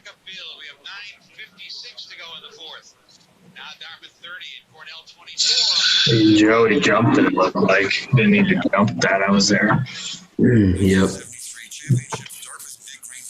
I think, to Nick's point earlier, I think we always kind of felt like we were in control of this game, but for one reason or another, they just kept sticking around and kind of lingering there, making some plays when they needed to. And yeah, this 6-point game here, maybe to the fourth quarter, and we're feeling like we should be up by a lot more. Yep. It wasn't our cleanest game. Say again, Nick, sorry? It wasn't our cleanest game, but we found a way to make big plays. I was going to ask, with only one timeout for Cornell, everyone seems to know that Nick's on fire. He's probably going to get the ball here again to try to kill some clock. Do you remember, we can watch to find out if they started loading the box up a bit? We're going to find out it doesn't really help no matter what they do, but did you kind of sense that they were just selling out for the run at that point? Definitely. And we knew that, but we also felt like we had some answers for it. If I remember right, I think Greg's going to get back in the game here a bit too, like he did on that last play where he was the Wildcat quarterback on the long touchdown run. I think that was a hard formation for defenses to deal with because you just had two pretty capable runners in the backfield. And Greg also had the ability to throw when he needed to as well. I mean, he came in as a quarterback, and he really was. So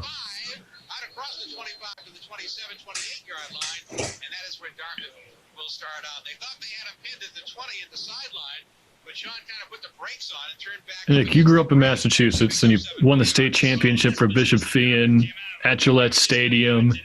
Had you heard about Dartmouth growing up in New England at all? I think I remember my friends were into, BC football, maybe Harvard football. Was Dartmouth on your radar before you started talking to colleges?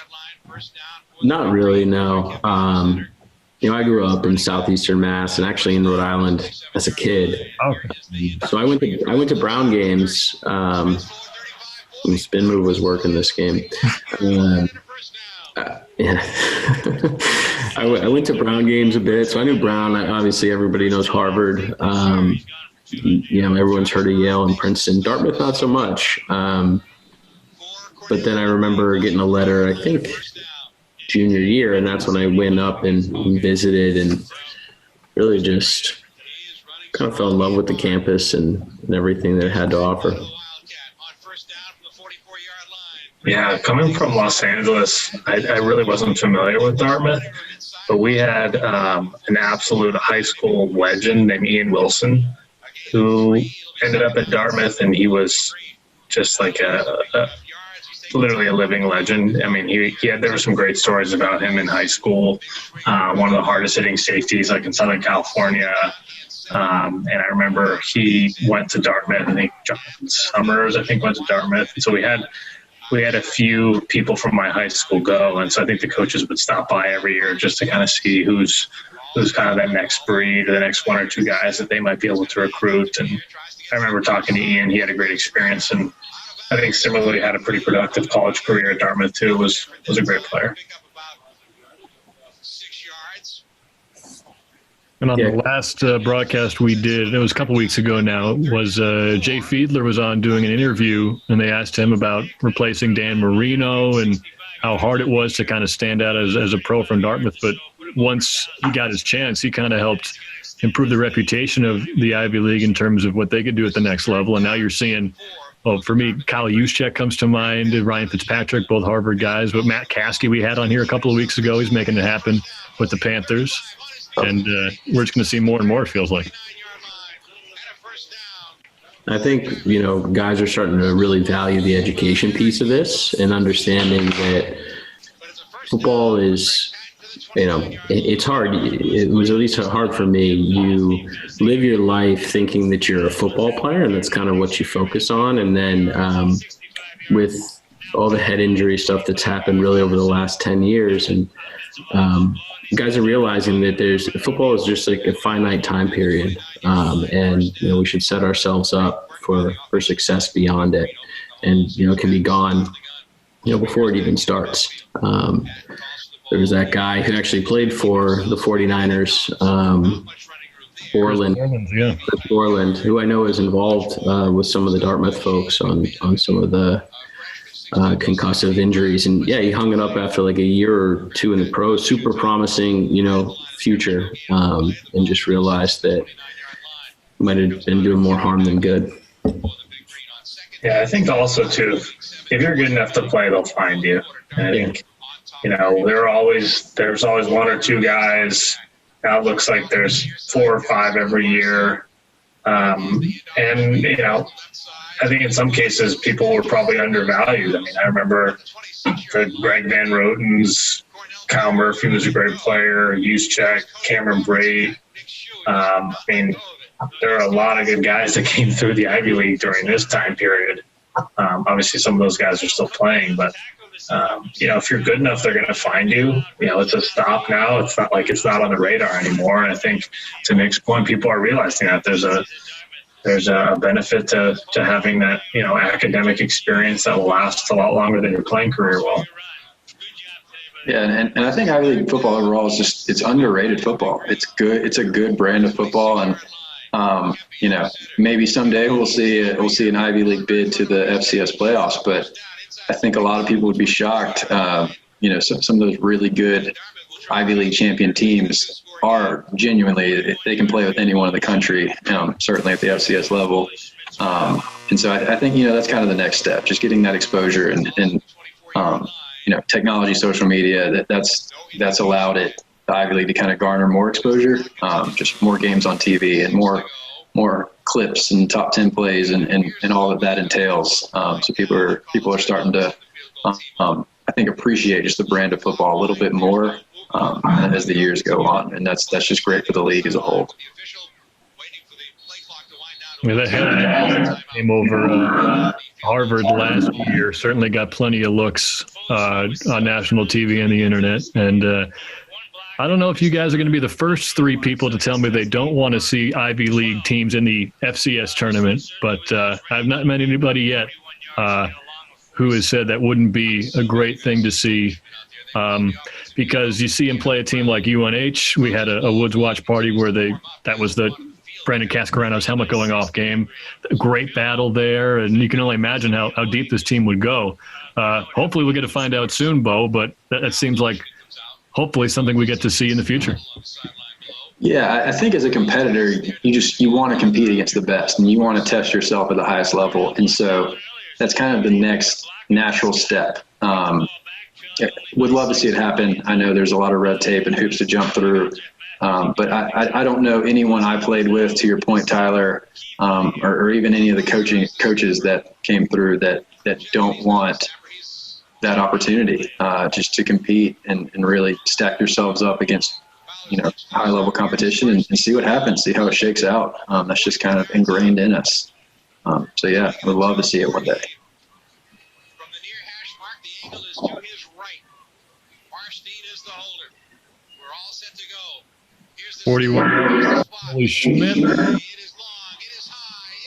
And it's good there, and you're up to a 9-point lead, so 2-possession game. And at this point, they're having some success on the offensive end. Do you remember, Bronson, if it was just going to be kind of that soft zone, like let him pick up passes underneath because you'll be all right, or did you have to play him straight up? Do you remember that? I don't. I don't remember how we tried to scheme them towards the end of the game. I think what we realized is that when you have these types of long drives and sustained drives that our offense has, it helps the defense out a lot. I mean, we had gone, I think there were a couple 3-and-outs. There was a turnover. There was a short kick. Playing defense on a short field is tough. Emotionally, I think it drains you a little bit. You get a little demoralized with the fact that you're covering 20 yards instead of 60 or 70. And so I think we had the opportunity over the last 2 drives to kind of catch our breath, get kind of refocused on doing our jobs, not trying to overthink things. It looked like they were doing this kind of ace formation, pistol type setup with these, split tight ends or split fullbacks. And finding the zones, credit to them. They were catching the ball, making good plays. So I think we just wanted to tighten things up, had a lot of confidence in our offense, and just wanted to kind of keep them where they were and let the offense do their thing. Bo, while we still have time as this clock winds down, we heard about Suffolk Construction with Bronson and Nick. You were talking before we went on the air. Sounds like you're up to a pretty cool project involving football. Although 2020 makes things difficult, it sounds like you're on your way to some football consulting, you said? Yeah. So me and a couple other guys based in Dallas are launching a football consulting company called Player IQ, and basically we go into these high school programs and help their program get better from a mental side of things. Strictly X's and O's, none of it's physical. And then the idea is, you go through our 3-week clinic, and we meet extensively with the coaching staffs. And when you come out the other end and you get back to your coaching staff as a player, you're better than when they left you. So we launched virtually this year, had some really good success with some of the bigger programs in Texas. As you know, football is huge there. And it's catching on. Tons of people already want to sign up, and I think it'll only grow once we're in person. And but it kind of combines everything that I love in football and building a business. And my dad was a college coach, and so it's been really cool to be able to stay around the game, learn the game, and hopefully kind of bring along the next generation of players. I remember in New England, when Nick, you played Pop Warner, but a lot of kids growing up, it was you had to combine 3 different towns to make a Pop Warner team. Everyone didn't start playing until high school.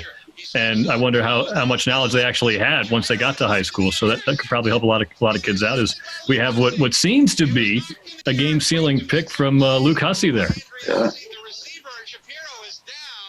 Yeah, huge hit. I remember those hits were good play by. Sorry, Bronson. No, I was just gonna say, I remember that was just such a great, typical Luke Hussey play, just being in the right place at the right time. He talked about cerebral. I mean, he's one of the smartest guys I've ever met in my life, but he was just always around the ball, and that's, good things happen when you run to the ball. Not his guy, downfield play, just trying to do the best thing, get to the ball, make a tackle, help somebody else out, and right place at the right time. Big hit, though. Yeah, I mean, what's not shown there is that, the game was stopped for 10, 15 minutes, probably. They had to cart that guy off. We found out after he ended up being okay. It was really precautionary more than anything else. But so it was weird because we were sitting there getting a little cold, running back into this drive here to try and ice the game with 4.5 minutes left. Yeah, and you'll see they keep rolling more guys in the box here. I think that last snap they had 9 guys in the box. So, and here we are again. Geez. So they knew what we were trying to do, and this is one of those program mindset things. Like, we're going to run the ball. You're going to try to stop us from running the ball, and may the best man win type of situation. 6 yards. We'll take it. Every day.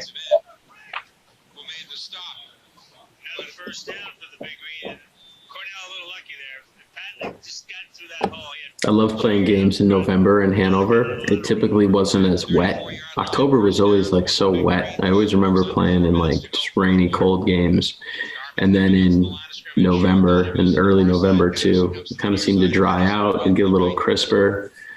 Daylight savings would happen. The sun starts to set a little earlier, but these were always my best memories in this time of the year, November. Great cut. And if I'm not mistaken, I think that's the play the record was broken on. I think so. That's right, 257 yards for Nick SCHWIEGER. Did they do an announcement there that they probably couldn't have predicted you were going to rip off a 40-yarder there? So I don't know if they had the record book ready, but that's your 3rd run of 40-plus. You were all over the field. That was a good cap on the day. I don't remember, but I just saw John Sheevy clapping in the huddle there. So I do think that they did do one. Yeah, I think you're right. We all kind of seem to know there for whatever reason. I knew that I was up about 100 at this point, and yeah, that was pretty cool. And it's just awesome to. I was talking about it earlier. These linemen I grew up with in the program, and it's cliche, but these guys are really the reason why that was possible. And for how excited they got for accomplishments like that, it was more of a team accomplishment than anything else. And you see in the locker room after, and they're all smiles and just pumped up. And so I feel like there should always be an asterisk next to the name and be and team, right? And the offensive line at the very least, plus JG. Yeah, right. But that was really kind of our identity that year as an offense. So that's what we were trying to do, and to be able to accomplish it on, such a prolific level, that game in particular. You go out with a plan, you execute, and you accomplish it. It's a good feeling for everyone involved. Yeah, between Dom and I don't know what our combined stats were this year, but I would have to say that they were well over 1,600 yards, maybe even more, because I think I was at 13 and change, and Dom had to be 500. But we went out there and it was no secret. We were running the ball. So it's really a testament to scheme, and then, our offensive line's ability to get it done. Oh, see, there's Dom right there. Yeah. Interesting too. You got 3 different running styles too. Yeah. I mean, Greg's a little bit more of an upright runner, really strong lower body. Dom is really dynamic and fluid, and the way he cuts, his balance is awesome. And then Nick, just kind of a slasher with the cuts and the vision. I mean, it's 3 different guys, 3 different looks. Really difficult for a defense. At this point, guys, one more run and a kneel down, and the Big Green are going to wrap it up. Cornell's not going to use their final timeout, so this will be a 33-24 win, and we can get into your final thoughts on what's been a twisting, turning game that wound up because of a great fourth quarter in Dartmouth's win column. Bronson, we'll start with you. The defense really dominated early. You wound up with a team-high 10 tackles. This is part of your all-Ivy League honorable mention season. So final thoughts on the game, any shout-outs you want to make? The floor is yours, Bronson.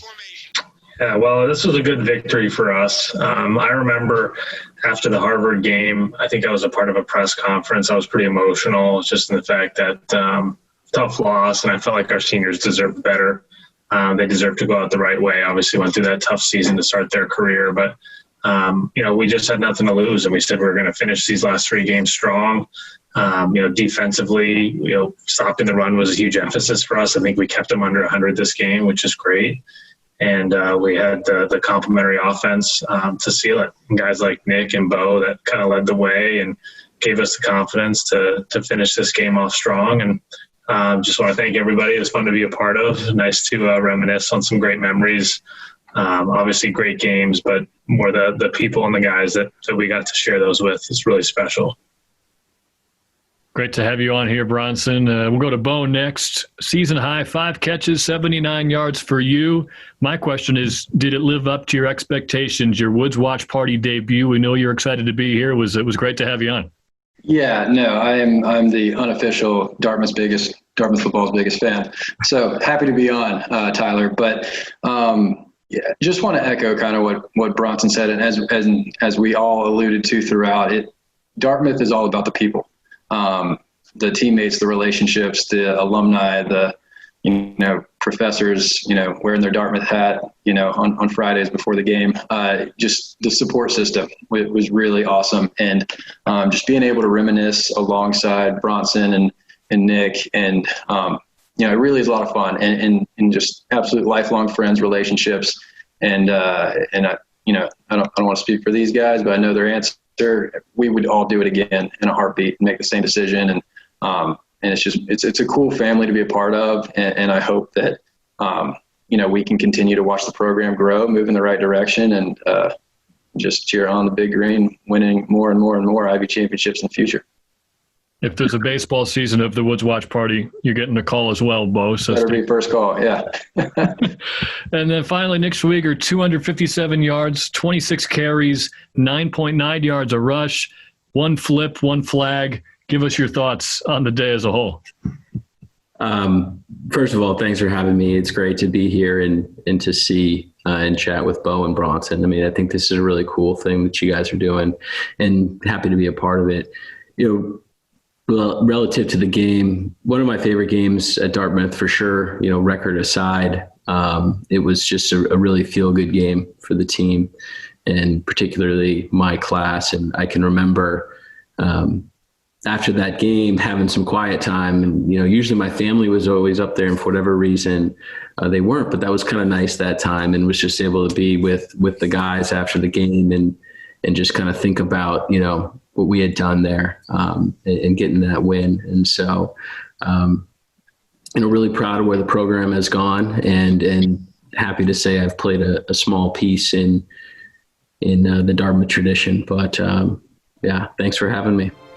Guys, this was a lot of fun. We wound the clock all the way back to 2011. Furthest back we've gone in the time machine, and it was great to connect with you and see you guys doing so well as we reminisce on a big Dartmouth win. Thank you to the Courtyard by Marriott and Residence Inn for bringing us today's game.